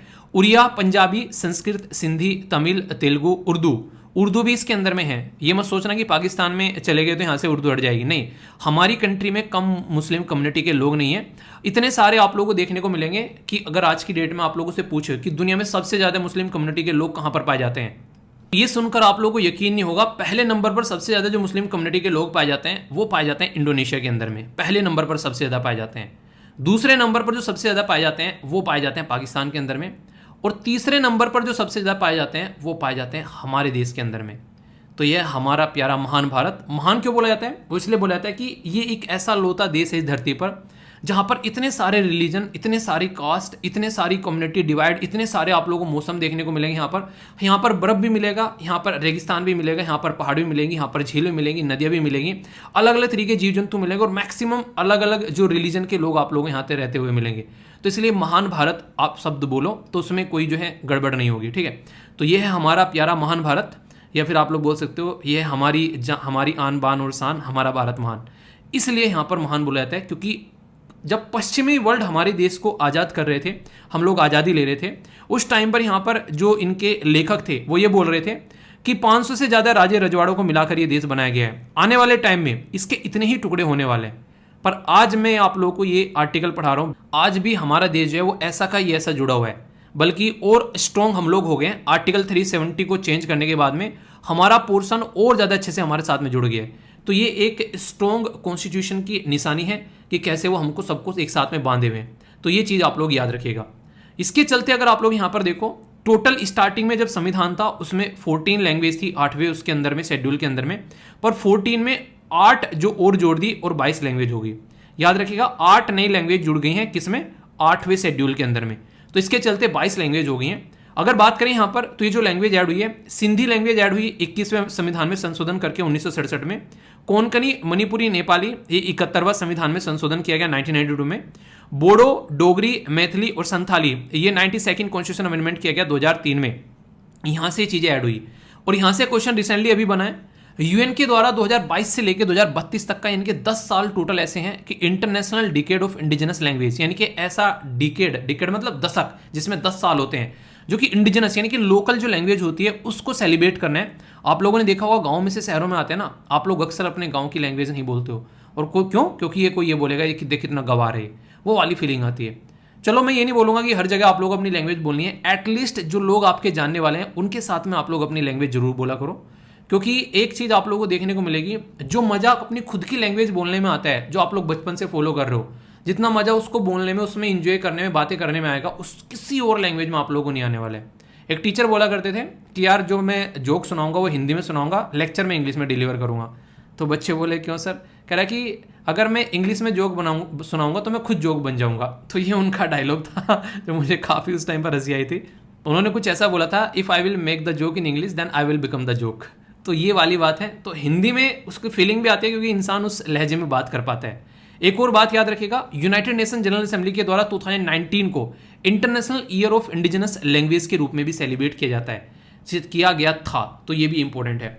कुछ और बातें जो कि आप लोगों को पता होनी चाहिए यहाँ पर, जैसे क्लासिकल लैंग्वेज के बारे में अगर आप लोगों से पूछे तो यहाँ पर क्लासिकल लैंग्वेज जो है वो 8वें शेड्यूल में आप लोगों को यहाँ पर लिस्टेड देखने को मिलेगी। तो 8वें शेड्यूल के अंदर जो यहाँ पर ऑल क्लासिकल लैंग्वेज यहाँ पर 8वें शेड्यूल में है। तो 8th शेड्यूल जो है यहाँ पर ऑफिशियल लैंग्वेज जो आप लोगों को देखने को मिल रही है देश के अंदर में। और ये पार्ट अगर बात करें मेंशन कहाँ पर है, 17 पार्ट के अंदर में आप लोगों को देखने को मिलेगा, आर्टिकल 343 से लेकर 351 तक का। अब यहाँ पर क्लासिकल लैंग्वेज जो है वो आप लोगों को मैंने अभी शेड्यूल लैंग्वेज बनाई। जो शेड्यूल लैंग्वेज है वो टोटल मिलाकर 8वें शेड्यूल में 22 लैंग्वेज हैं। इसमें से कुछ ऐसी हैं जिनको क्लासिकल लैंग्वेज का दर्जा दे रखा है, यानी कि उनको सपोर्ट करने की कोशिश की जाती है और अच्छे लेवल पर। इसमें तमिल, संस्कृत, कन्नड़, तेलुगु, मलयालम और इसी के साथ में उड़िया रिसेंटली अभी नई ताजी ऐड की गई है। तो अगर आप लोग इन राज्य से आते हैं तो एटलीस्ट आप लोगों को ये भी पता होना चाहिए। और इंटरेस्टिंग चीज बता दूं, स्टेट पीसीएस में तो कई बार इनके ईयर भी मैच कर आप लोगों से पूछे जाते हैं कि किस ईयर में यहाँ पर कौन सी लैंग्वेज को हम लोगों ने यहाँ पर ये दर्जा दिया। ठीक है, ये यहाँ पर जो पॉलिटिकल लेक्चर मैंने आप लोगों के लिए थे, उस पॉलिटिकल लेक्चर में काफी डिटेल में मैंने सारी चीजें आप लोगों को पढ़ाई थी वहां पर। तो ये पूरा एक चैप्टर था, ये थंबनेल है उस पॉलिटिकल लेक्चर का। तो अगर आप लोग classical language by Veer search करेंगे जाकर आप लोग यूट्यूब पर, तो ये लेक्चर आप लोगों के सामने खुलकर आएगा। तो और डिटेल में पूरा क्लासिकल लैंग्वेज ही समझनी है कि क्लासिकल लैंग्वेज को क्लासिकल लैंग्वेज क्यों बोला जाता है, क्यों ये लैंग्वेज का दर्जा दिया जाता है। तो पूरे डिटेल में ये लेक्चर आप लोग जाकर देख लेना। पॉलिटी जिसने रिवाइज नहीं किया है रिवाइज कर लिया करो, और जब कंप्लीट हो जाए तो डन लिख सकते हैं आप लोग उस वीडियो के नीचे। इस लेक्चर को भी कंप्लीट कर कर आप लोग जय हिंद और डन आप लोग लिख सकते हैं कि हाँ सर डन, मजा आ गया जिंदगी जीने में। या फिर आप लोगों को थोड़ी बहुत बुराई भी करनी है तो वो भी कर सकते हैं कि सर बिल्कुल टाइम वेस्ट कर दिया आज तो, ठीक है। तो मैं हाथ जोड़कर माफ़ी मांग लूँगा यार, टाइम वेस्ट हो गया तो मेरी वजह से। मैं नहीं चाहता मेरी वजह से कभी किसी का टाइम वेस्ट हो, इसलिए मैं कोशिश करता हूँ जो भी चीज़ें हों थोड़ी सी फिक्स हो जाएं। जैसे मैंने बोला है सैटरडे को शाम को आप लोगों को जो बोला है मैंने कि 8:30 बजे आप लोगों की क्वेश्चन की वीडियो आया करेगी सैटरडे को, जिसमें प्रैक्टिस किया करेंगे जो भी हम लोगों ने डिस्कस किया है, ठीक है। मंथ में आप लोगों को मंथली वीडियो देखने को मिलती है, उसको आप लोग एंजॉय कर सकते हैं। तो जो भी चीज़ें होती हैं मैं उसको फिक्स कर देता हूँ ताकि आप लोगों का टाइम जो है वो वेस्ट ना हो, आप लोगों को टाइम की कदर होनी चाहिए। कुछ और बातें मैं आप लोगों को यहाँ पर बताना चाहूँगा। याद रखेगा सितंबर 14 ये इंडिया के अंदर में हम लोग हिंदी दिवस के रूप में सेलिब्रेट करते हैं। 10 जनवरी वर्ल्ड हिंदी डे के रूप में सेलिब्रेट किया जाता है, जिसको विश्व हिंदी दिवस बोलते हैं। इंटरनेशनल मदर लैंग्वेज डे, यहां से क्वेश्चन पूछा गया रिसेंटली अभी, ये 21 फरवरी को सेलिब्रेट किया जाता है। इसके पीछे बहुत बड़ा एक तरीके की मुहिम आप लोग बोल सकते हो बांग्लादेश के अंदर चली, क्योंकि बांग्लादेश के अंदर में जो इनकी लैंग्वेज है उसको दबाने की कोशिश की जा रही थी यहाँ पर पाकिस्तान के द्वारा, और वहाँ पर जो बेसिकली अपनी खुद की लैंग्वेज जो है वो थोपने की कोशिश की जा रही है, ठीक है। तो यहाँ पर इनकी बंगाली लैंग्वेज आप लोगों को देखने को मिलेगी। तो इसके चलते यहाँ पर जो इन्होंने जो लड़ाई लड़ी वहाँ पर, तो यहाँ पर उस टाइम पर बांग्लादेश को ईस्ट पाकिस्तान बोला जाता था और पाकिस्तान को वेस्ट पाकिस्तान बोला जाता था। तो बंगला लैंग्वेज के लिए इन्होंने अपने हथियार उठाए, उसके लिए यहाँ पर इन्होंने लड़ाई लड़ी। तो इसको ध्यान में रखते हुए आगे चलकर यूनेस्को के द्वारा यहाँ पर एक कॉन्फ्रेंस थी 2000 में, ये भी क्वेश्चन बन चुका है, ये भी स्टेटमेंट थी क्वेश्चन के अंदर में कि यहाँ पर इसको एक इंटरनेशनल मदर लैंग्वेज डे के रूप में सेलिब्रेट किया जाए। तो ये काफ़ी एक इंपॉर्टेंट क्वेश्चन भी यहाँ से बनता है। तो इसलिए बोलता हूँ यार, आप लोगों ने सुना मदर टंग, मदर टंग का मतलब क्या होता है बेसिकली एक ऐसी आप लोग बोल सकते हो लैंग्वेज जो कि आप लोगों ने मदर के साथ में मिलकर आप लोगों ने सीखी हो, यानी कि अपने बचपन से सीखते हो आप लोग आए हो। तो इसीलिए कहते हैं कि बच्चों को थोड़ा सा मदर टंग में पढ़ाना चाहिए ताकि वो चीज़ों को ढंग से अंडरस्टैंड कर सकें और उन चीज़ों को कभी बोले ना। तो इसीलिए शब्द मदर टंग यहाँ पर इस्तेमाल किया जाता है। तो ये बात आप लोग हमेशा याद रखिएगा, ठीक है। तो ये पूरा एक आर्टिकल कवर हो गया और कई सारे एडिटोरियल भी आप लोगों को देखने को मिलेंगे। तो इसके चलते आप लोग कनेक्ट कर सकते हैं क्या सही है क्या गलत है, कौन कौन से क्वेश्चन बने, कोई कंफ्यूजन नहीं होना चाहिए। फीडबैक जरूर देना, कल भी काफ़ी शानदार तरीके से आप लोगों ने फीडबैक दिया। कोशिश करनी है कि 10K प्लस जो है आप लोगों को सपोर्ट प्रोवाइड कराना है। इससे यूट्यूब को पता चलता है कि ये लेक्चर जो है इनअप्रोप्रिएट नहीं है, वरना फिर वो इसको इनअप्रोप्रिएट कैटेगरी में डाल देता है, ठीक है। तो इसमें आप लोग बोल सकते हैं, एक तरह सपोर्ट प्रोवाइड करा सकते हैं, जैसे भी लगे। लाइक डिसलाइक भी करेंगे, कोई दिक्कत नहीं है, जो भी आप लोगों को लगे। और आप लोग इसको शेयर भी कर सकते हैं अगर लग रहा है कि चीज़ आप लोगों को फायदा पहुंचा रही है। क्यों? क्योंकि प्यार जो है वो बांटने से बढ़ता है। ओके, एक आर्टिकल डिस्कस करूंगा इसी से मिलता जुलता, क्योंकि कई सारे एडिटोरियल आप लोगों को यहाँ पर देखने को मिलते हैं, तो इसके साथ में आप लोग कनेक्ट कर पाएंगे। द हिंदू के द्वारा यहाँ पर ये काफ़ी अच्छे से कवर किया गया था, और ये भी यहाँ पर जो मीडियम से ही रिलेटेड है कि हम लोग को किस मीडियम में एजुकेशन को प्रोवाइड कराना चाहिए। रीजनल लैंग्वेज काफ़ी इंपॉर्टेंट है यहाँ पर लर्निंग के लिए, उसके ऊपर फोकस दिया जाता है। आप लोगों से मैं क्वेश्चन भी पूछूंगा यहाँ कर आगे बढ़ने से पहले। आप लोग खुद सोचिए, आप लोग एक गांव से निकल कर आते हैं या फिर आप लोग एक शहर से निकल कर आते हैं जहाँ पर एक पर्टिकुलर लैंग्वेज बोली जाती है। अब आप लोगों को लग रहा है कि यहाँ से तो निकल कर आप लोग आगे, आप लोगों ने अपनी 12वीं क्लास कंप्लीट कर ली, अब आप लोगों को आगे चलकर इंजीनियरिंग करनी है। इंजीनियरिंग करनी है, फिर कोई हायर डिग्री आप लोगों को लेनी है। आप लोगों को क्या लगता है जो हायर डिग्री या फिर इंजीनियरिंग आप लोगों को करनी है वो उसी लैंग्वेज में अगर करा जाए तो मजा आएगा, या फिर कोई दूसरी लैंग्वेज होनी चाहिए। इंग्लिश में नॉर्मली यहाँ पर आप लोगों को सारी चीज़ें देखने को मिलती है, तो क्या सही लगेगा आप लोगों को? मतलब अपनी लोकल लैंग्वेज, तो आप लोग यहाँ पर लिख देना लोकल लैंग्वेज, ठीक है। अगर आप लोगों को लगता है कि नहीं इंग्लिश सही है, वहाँ पर इंग्लिश ही फोकस करनी चाहिए, तो इंग्लिश लिख देना। अब यहाँ पर मैं आप लोगों को प्रोज एंड कॉन्स दिखाऊंगा, यानी कि उसके क्या क्या फायदे और क्या क्या नुकसान है। उसके बेस पर आप लोग चीज़ों को अंडरस्टैंड कर पाएंगे, उससे आप लोग चीज़ों को कनेक्ट भी कर पाएंगे कि क्या सही होता है और क्या गलत होता है। क्योंकि जब तक आप लोग दोनों देखते हैं कि दोनों पहलू नहीं समझोगे, आप लोगों ने देखा होगा एक सिक्के के दो पहलू होते हैं, ठीक है। जब तक दोनों पहलू आप लोग समझ में नहीं आएंगे तब तक उसके बारे में आप लोग एक अच्छा आंसर नहीं लिख पाओगे। तो अभी उसी के बारे में मैं आप लोगों से बात करूंगा। अभी यहाँ पर जैसे कि हमारा देश जो है उसमें बहुत सारी लैंग्वेज आप लोगों को देखने को मिलती है। आप लोग जानते हैं कि 8वें शेड्यूल के अंदर 22 लैंग्वेज भी मेंशन है यहाँ पर। तो इसमें कुछ अच्छी चीज़ें और कुछ बुरी चीज़ें यहाँ पर निकल कर आती हैं, तो उनको हम लोग समझेंगे। यूजीसी ग्रांट कमीशन के जो चेयरमैन हैं जगदीश कुमार, उनके द्वारा यहाँ पर कुछ बातें बोली गई कि क्रिएटिव थिंकिंग अगर आप लोगों को डेवलप करनी है बच्चों की, कि वो कुछ अच्छा सोच सकें, कुछ अपने एक तरीके से नहीं बोल सकते रचनात्मक सोच उनकी अगर आप लोगों को बनानी है, तो आप लोगों को उन बच्चों को उनकी मातृभाषा में सिखाना पड़ेगा। ये बातें यहाँ पर बोली गई है। आप लोग इससे कितने सहमत हो? कि उनको उनकी मातृभाषा में सिखाना पड़ेगा। अब मैं आप लोगों को इसके कुछ फायदे और कुछ नुकसान बताऊंगा जिसको आप लोग आंसर राइटिंग में भी यूज कर पाओगे।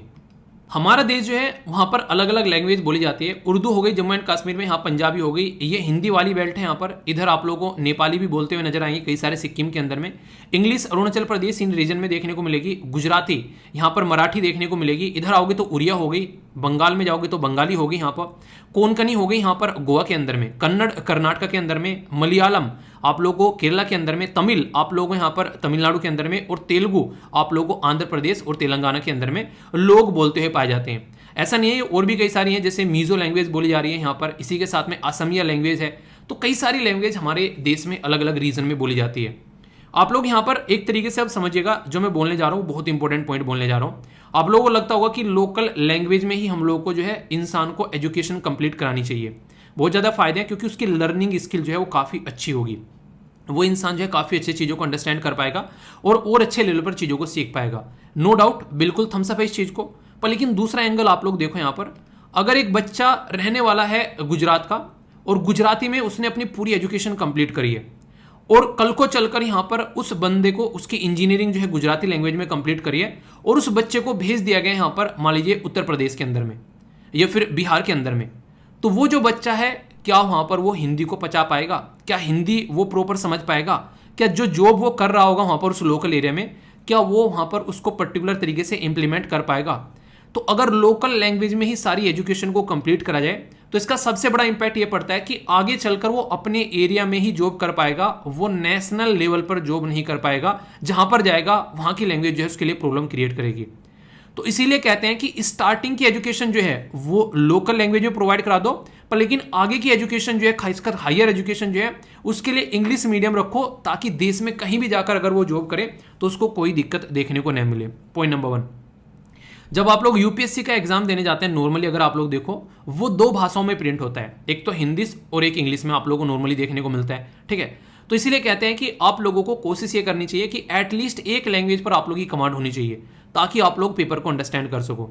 और इंग्लिश हिंदी वालों को तो मैं ये बोलूंगा कि आप लोगों को थोड़ी सी इंग्लिश पर भी कमांड करनी पड़ेगी, क्योंकि कल को चलकर जैसे ही आप लोगों का सिलेक्शन होगा तो देश के किसी भी कोने में आप लोगों को ट्रांसफर किया जा सकता है। तो आप लोगों को एटलीस्ट कुछ आप लोगों की अंडरस्टैंडिंग डेवलप होनी चाहिए इंग्लिश को लेकर भी। खासकर हिंदी जो स्पीकिंग जो स्टूडेंट है उनको थोड़ा सा तो फोकस देना चाहिए। एटलीस्ट डेली आप लोग न्यूज़ सुन लिया करो इंग्लिश में, आप लोगों को ऑल इंडिया रेडियो पर न्यूज़ देखने को मिल जाती है। ठीक है, इसी के साथ में कोई प्रोग्राम इंग्लिश में आप लोग सुन सकते हैं। बहुत सारे लोग ये कहते हैं कि सॉन्ग वगैरह भी सुन लो, पर रीडिंग एक अच्छी तरीका होता है। रीडिंग आप लोग एक रीडिंग की हैबिट डेवलप कर सकते हो। सारी एनसीईआरटीज आप लोग इंग्लिश हिंदी में देखने को मिल जाएंगी, तो उसको आप लोग अच्छे से एंजॉय कर सकते हो। तो इसके चलते हम लोग देश को अच्छे से कनेक्ट कर पाएंगे। और जरूरी है यहाँ पर कि अगर आप लोगों को सजेशन भी देना हो तो ये बोलना कि स्टार्टिंग की चीज़ें जो हैं वो आप लोग उसको बेसिकली लोकल लैंग्वेज में सिखा सकते हो, मदर टंग में, पर आगे की चीज़ें जो हैं आप लोग अगर ऐसा रहे, ये कैसा रहेगा कि दोनों लैंग्वेज प्रोवाइड करा दो ना, इंग्लिश में भी प्रोवाइड करा दो चीज़ें और लोकल लैंग्वेज भी प्रोवाइड करा दो। इंजीनियरिंग एक ऐसा बैरियर है आज के डेट में कि इंग्लिश वाले लोग ही या फिर बच्चे ही उसको आगे लेकर चल पाते हैं। जो हिंदी वाले हैं उसको बहुत ज़्यादा प्रॉब्लम देखने को मिल जाती है। जैसे कि मेरा बोर्ड जो है वो हिंदी रहा स्टार्टिंग में, पर जैसे ही मैंने यहाँ पर इंजीनियरिंग में एडमिशन लिया तो इतनी दिक्कतें हुई यार, मतलब एक ऐसा लग रहा था कि कहाँ फंस गया मैं स्टार्टिंग में आके, कुछ भी समझ में नहीं आ रहा था। तो 1 साल तो ऐसे ही निकल गया चीज़ों को समझने में। आगे चलकर फिर जो है परफॉर्मेंस थोड़ी बेहतर होना स्टार्ट हुई। तो ये प्रॉब्लम मैक्सिमम बच्चे आप लोगों को झेलते हुए नजर आएंगे, खासकर जो गाँव से निकल कर आते हैं। तो ये मैं आप बीती बता रहा हूँ आप लोगों को, जो मेरे साथ में खुद में हुई है। तो आप लोग खुद सोचो, जो ऑलरेडी ऐसे बच्चे हैं जो मैक्सिमम ये प्रॉब्लम फेस कर रहे हैं, बहुत सारे ऐसे हैं कि जिनको टूट जाते हैं, मतलब उनको ये लगता है कि होगा ही नहीं। मैं आप लोगों को बता दूं, एक पर्टिकुलर जो दोस्त था उसको इंग्लिश बिल्कुल समझ में नहीं आती थी। तो क्लास चल रही थी हमारी जो बेसिकली कम्युनिकेशन की, इलेक्ट्रॉनिक्स एंड कम्युनिकेशन में। तो वहाँ पर एक जो फर्स्ट सेमेस्टर होता है, खास कर फर्स्ट ईयर की अगर मैं बात करूँ वहाँ पर, तो ऐसा होता है कि सारे सब्जेक्ट मिक्स पढ़ाए जाते हैं। तो इलेक्ट्रिकल वाले टीचर पढ़ा रहे थे और वहाँ पर वो बेसिकली जो मोटर के बारे में समझा रहे थे। तो उसको गाँव से आता था तो मोटर के बारे में पता होता था कि जल जाता है, ऐसे ऐसे बांधते हैं, फलाना ढिमकाना। तो वो भाई साहब बीच में खड़ा हो गया कह रहा है सर मोटर देख के समझ में तो आ रहा है कि मोटर पढ़ा रहे हो, ठीक है, ये हमारे गुरु भी है, ठीक है, पर ये जो बोल रहे हो ना इंग्लिश में, एक भी शब्द मेरे पल्ले नहीं पड़ा तो वो टीचर बड़े अच्छे थे। टीचर ने बोला देखो यार, आप लोगों को ये लग रहा है कि मैं इंग्लिश में चटर पटर यहाँ पर कर रहा हूँ कि मैं इंग्लिश बैकग्राउंड का बच्चा हूँ, मैं इंग्लिश में पढ़ाऊँगा स्टार्टिंग से। नहीं, मैं हिंदी से ही पढ़ के आया हूँ। मैंने इस चीज़ को टाइम दिया है और मैंने ये चीज़ सीखी है, इसीलिए मैं यहाँ पर आज के डेट में ये काम कर पा रहा हूँ। तो कभी भी यार इन चीज़ों को ना बैरियर मत बनाओ ज़िंदगी में, ठीक है। अगर लग रहा है कोई चीज़ नहीं आ रही है, उसको सीख लो। इंसान इसीलिए तो अच्छा इंसान इसीलिए तो जाना जाता है कि उसके पास में एक दिमाग है, सोचने समझने की क्षमता है, उसकी ज़िंदगी में गलत हो रहा है तो उसको सही कर सके। आप लोग खुद देखो, एक पर्टिकुलर लैंप रखा हुआ है आप लोगों के पास में, और उसकी वजह से आप लोग जो लैंप गिरा पड़ रहे थे आप लोग, और आप लोग के गद्दे पर उसकी वजह से आग लग गई, आग जल रही है, आप लोग लेटे रहोगे क्या? मतलब जलने दो मजे में, उठकर नहीं भागोगे क्या वहाँ से? तो जिंदगी में प्रॉब्लम है तो उठकर उसका सॉल्यूशन निकालने की कोशिश किया करो, ना कि जो पढ़ रहा है बस चलने दे, इग्नोर करते रहे। सामने कोई वोकेबलरी आ गई, उसका मतलब नहीं पता है, छोड़ देते हैं, बाद में देख लेंगे। अरे क्यों छोड़ देते हैं? कल फिर आएगी सामने, फिर परेशान करेगी भाई साहब। रीजनल शब्द का अर्थ क्या है नहीं समझ में आ रहा, जाकर सर्च क्यों नहीं करते हो? ये इंटरनेट इतनी सारी सोर्स बैठ के देख देते हो। एक जो मैंने आप लोगों से शेयर किया था कल, एक बच्चा कह रहा है सर प्राइवेट वाली बातें बाहर मत बताया करो। अरे यार नाम थोड़ी ना लिया, वॉशरूम में बैठ के 2-2 घंटे निकाल दिए, ठीक है, शॉर्ट्स वीडियो देखते हुए। वहां पे बैठ के 4-5 वोकैबुलरी देख लो, डेली 5 वोकैबुलरी तो मैं आप लोगों की कंप्लीट करा देता हूँ। एंटोनिम्स एनोनिम्स के साथ में अगर सारे काउंट करोगे तो 15 से 20 डेली आप लोगों को नए शब्द में बता देता हूँ आप लोगों को। तो जिंदगी में प्रोडक्टिव रखो, सीखने की चाह रखो, ना कि इन चीजों में घिरे रहोगे, वरना जिंदगी कब निकल जाएगी पता भी नहीं चलेगा। तो इसलिए कुछ ना कुछ नया सीखते रहो यार। जहां भी आप लोगों को लगता है नहीं समझ में आ रहा है कि इक्वेशन कैसे सोल्व करनी है, समझो। नहीं समझ में आ रहा है कि इस आर्टिकल में क्या लिखा है, समझो उसको, फोकस दो जरा सा। इंग्लिश हिंदी ट्रांसलेशन गूगल पर जाकर देखने को 1 मिनट में मिल जाएगा। जो इंग्लिश में नहीं समझ में आ रहा है जाकर चेप दोस्त में जाके हिंदी में आ जाएगा। ये कहां से ला रहा हूं ये लिखकर, ये इंग्लिश और हिंदी कहां से ला रहा हूं लिखकर? इंग्लिश में रहता है, इंग्लिश उसमें डाल दिया गूगल ट्रांसलेटर में, आ गया सामने, पूरा का पूरा लिखा हुआ है। पूरी एक पीपीटी का पॉइंट आप लोग समझ सकते हैं। तो ये आप लोगों के अंदर इतना जज्बा होना चाहिए कि आप लोग इस काम को करने के लिए तैयार हो, वरना पीछे रहोगे जिंदगी में, कभी आगे नहीं बढ़ोगे अगर इन चीजों को इग्नोर करते रहोगे, ठीक है। रीजनल लैंग्वेज को अगर आप लोगों को आगे लेकर चलना है, प्रमोट करना है, तो उसके लिए क्या कर सकते हैं? सबसे पहले तो technology, artificial intelligence based technology, कुछ भी आप लोग कन्वर्ट करा सकते हो आज के डेट में। रोबोट यार घरों में खाना बना रहे हैं लोगों के, होस्ट आप लोगों को देखने को मिलेगा। जो एक तरीके से हॉस्पिटैलिटी जो इंडस्ट्री है, यानी कि अगर बात करूँ तो होटल में सर्विंग रोबोट करते हुए आप लोगों को नजर आ जाएंगे। नेशनल एजुकेशन पॉलिसी में भी यहाँ पर मदर टंग को सपोर्ट करने की बात की जा रही है। नेशनल एजुकेशन पॉलिसी में आप लोगों ने देखा होगा मटेरियल को रीजनल लैंग्वेज में डेवलप करने की बात की गई, ताकि एजुकेशन को आप लोगों ने देखा होगा इंग्लिश नहीं इंग्लिश बनाना चाहिए। इंग्लिश मतलब हिंदी और इंग्लिश में भी, यानी कि जैसे मैं आप लोगों को दिखा रहा हूँ चीजें वो इंग्लिश में लिखी हुई है, पर एक एक चीजें मैं आप लोगों को एक्सप्लेन कर रहा हूँ। तो ये क्या हो गया, ये हिंदी हो गई। तो हिंदी और इंग्लिश को मिक्स कर इंग्लिश लैंग्वेज आप लोगों को देखने को मिल जाती है। संविधान के अंदर अगर आप लोग जाओगे, कई सारे कॉन्स्टिट्यूशनल प्रोविजन है, जैसे आर्टिकल 345, ठीक है, आर्टिकल 346, 347, 350A, 350B, 351, ये सारे कहीं ना कहीं किसी न किसी तरीके से कहीं मदर टंग के बारे में बात करेंगे, कहीं स्पेशल ऑफिसेज के बारे में बात करेंगे, ताकि जो माइनॉरिटी की लैंग्वेजेस को देखा जा सके। मतलब हर एक लेवल पर ये सपोर्ट प्रोवाइड कराने की बातें करते हैं। तो ये काफ़ी इंपॉर्टेंट है अगर इनके बारे में बात की जाए। यानी कि संविधान निर्माता भी जानते थे, उस टाइम पर भी ये डिबेट और डिस्कशन हुए थे कॉन्स्टिट्यूएंट असेंबली के अंदर में कि भाई साहब ये मुद्दा आएगा, इसको कैसे सुलझाओगे। तो उस टाइम पर भी यहाँ पर माथापच्ची की गई थी, उस टाइम पर भी यहाँ पर ये मुद्दे उठे थे। तो इसलिए काफ़ी इंपॉर्टेंट है ये। अच्छे से सुन लिया आर्टिकल। अब आप लोगों को बताता हूँ इन आर्टिकल की इंपॉर्टेंस क्या है। 2021 में यूपीएससी के द्वारा यहाँ पर क्वेश्चन पूछा गया। 21 फरवरी जो है वो डिक्लेयर की गई द इंटरनेशनल मदर जो लैंग्वेज डे है यूनिसेफ के द्वारा। Point number 1। पॉइंट नंबर 2 में यहां पर क्या बोला गया कि जो डिमांड की गई थी यहां पर बंगला के द्वारा कि नेशनल लैंग्वेज जो है उसको लेकर यहां पर कॉन्स्टिट्यूएंट असेंबली के अंदर में भी ये एक तरीके से असेंबली के अंदर पाकिस्तान के अंदर भी इसको एक तरीके से मुद्दे को उठाया गया था। उस टाइम पर ये काफी बड़ा मुद्दा बना और उस टाइम पर ये इंटरनेशनल लैंग्वेज बनी। कौन सी स्टेटमेंट करेक्ट है? ए में बोला गया 1, बी में बोला गया 2, सी में बोला गया बोथ और डी में बोला गया नाइदर 1 नो 2। तो सही आंसर क्या है? वीडियो को पॉज कर क्वेश्चन को अटेम्प्ट कर लेना अगर चाहते हो जिंदगी में कि एग्जाम में गलत ना हो। ठीक है, तो आंसर क्या है यहाँ पर? ये यूनिसेफ नहीं है, यहाँ पर ये यूनेस्को था जो मैंने आप लोगों से डिस्कस किया था। तो यहाँ पर आंसर क्या हो गया? आंसर इसका बी हो गया। ठीक है, डायरेक्ट क्वेश्चन आप लोगों के सामने है। यहाँ पर एक टर्म के बारे में बात की जा रही है, कई बार ऐसी टर्म भी आप लोगों से पूछ ली जाती है। यहाँ पर बोला गया with the reference to the India the term Halbi Ho and quickie. ये अब क्वी पैटर्न जो आप लोगों को देखने को मिल रहा है, जो कि हल्बी हो या क्वी, ये पर्टिकुलर वर्ड जो है ये किससे रिलेटेड है? यहाँ पर ये dance form of the north west या म्यूजिकल इंस्ट्रूमेंट या फिर प्री हिस्ट्रिक जो कार्विंग पेंटिंग्स होती हैं या फिर ट्राइबल लैंग्वेज। तो डायरेक्ट आप लोग यहाँ पर देखते हैं इसका क्वेश्चन का डायरेक्ट रिलेशन क्वेश्चन का। नॉर्मल कॉमन सेंस तो आप लोगों ने लगा ली होगी कि सर लैंग्वेज का टॉपिक पढ़ा रहे हो तो बात लैंग्वेज की होगी, तो यहाँ पर ये लैंग्वेज देखने को मिलेगी आप लोगों को। डिटेल में आंसर है आप लोगों के सामने, कहाँ कहाँ पर किस तरीके से कौन कौन सी लैंग्वेज है, सारी बातें आप लोगों के सामने यहाँ पर मेंशन की गई है। कोई भी कंफ्यूजन आप लोगों को यहाँ पर नहीं होना चाहिए। तो इस तरीके से क्वेश्चन आप लोग यहाँ पर देख सकते हैं। कुछ क्वेश्चन आप लोगों के लिए फ्रेम भी किए गए हैं। कि कौन सा डिकेड है यहाँ पर, international union decade indigenous language, तो कौन सा है यहाँ पर 2020 से लेके 30 तक का, 21 से लेके 31 तक का, 22 से लेके 32 तक का, या 23 से लेके 33 तक का? इस क्वेश्चन का आंसर आप लोग दीजिए, क्योंकि अभी पढ़ा है 1 मिनट पहले। तो बताओ इसका आंसर यहाँ पर क्या होगा। इसी के साथ में international year of indigenous language declare किया गया किस ईयर में, 18, 19, 20, 21, ये भी पढ़ा है, तो आप लोगों को पता ही है, बिल्कुल कोई डाउट नहीं होना चाहिए। एक और क्वेश्चन है यहाँ पर जो कि कई बार एग्जाम में पूछा जा चुका है, क्लासिकल लैंग्वेज का स्टेटस जो है यहाँ पर वो संस्कृत 2004, तमिल 2005, उड़िया 2014, मलयालम 2013। सही आंसर क्या होगा पेयर में आप लोगों को बताना है। ए में बोला गया ओनली 1, बी में बोला गया ओनली 2, सी में बोला गया ओनली 3 और डी में बोला गया ऑल ऑफ द अबोव। इससे ये पता चलेगा कि कितने अच्छे से शानदार तरीके से टकटकी लगाकर आप लोग लेक्चर सुन रहे हैं, या फिर बस सर पढ़ाकर निकल जाएंगे। उनका काम मतलब एक तरीके से दिख रहा है। कई सारे तो ऐसा सोचते हैं कि लेक्चर देखना ही काफ़ी है भाई साहब, बस काम निपट गया, महारत हासिल कर ली।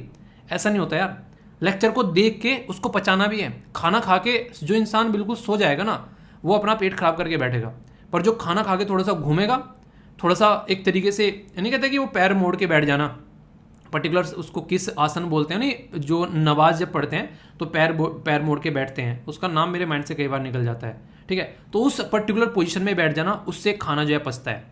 वज्रासन बोलते हैं, शरीर भी वज्र की तरह हो जाएगा। खाना खा के 10 मिनट बैठो बस, उसमें पेट कभी खराब नहीं होगा, कभी बीमारी जल्दी से नहीं लगेगी। खाना खा के आधे घंटे बाद पानी पियो, कभी कोई दिक्कत नहीं देखने को मिलेगी। तो ज़िंदगी में ये चीज़ें ऐसी हैं, लाइफ का पार्ट बना लो तो ज़िंदगी सुधर जाएगी। वरना फिर चल रही है यार, सबकी कट रही है, आप लोगों की भी कट जाएगी, कौन सा जादू है इसमें। पर लेकिन रियलिटी में अगर जीना चाहते हैं तो कुछ काम आप लोग करने पड़ेंगे जिससे कि चीज़ें थोड़ी सी सुधर जाए, ठीक है।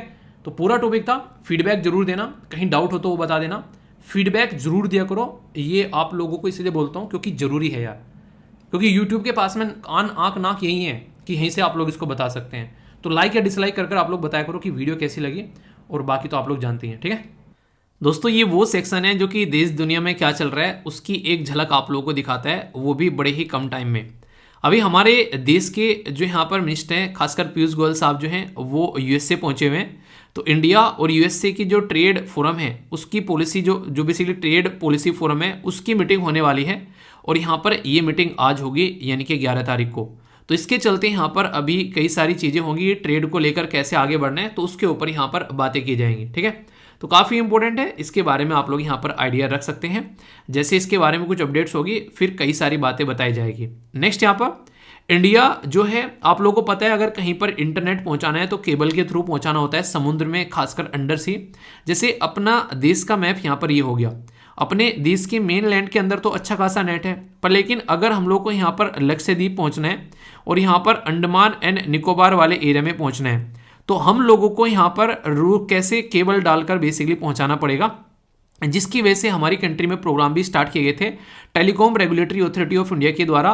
2016 से लेके 21 तक का यहाँ पर बोला गया कि 9 टाइम्स यानी कि 9 गुना कैपेसिटी यहाँ पर इंक्रीज हो गई है, जो यहाँ पर under sea cable landing station है उसकी।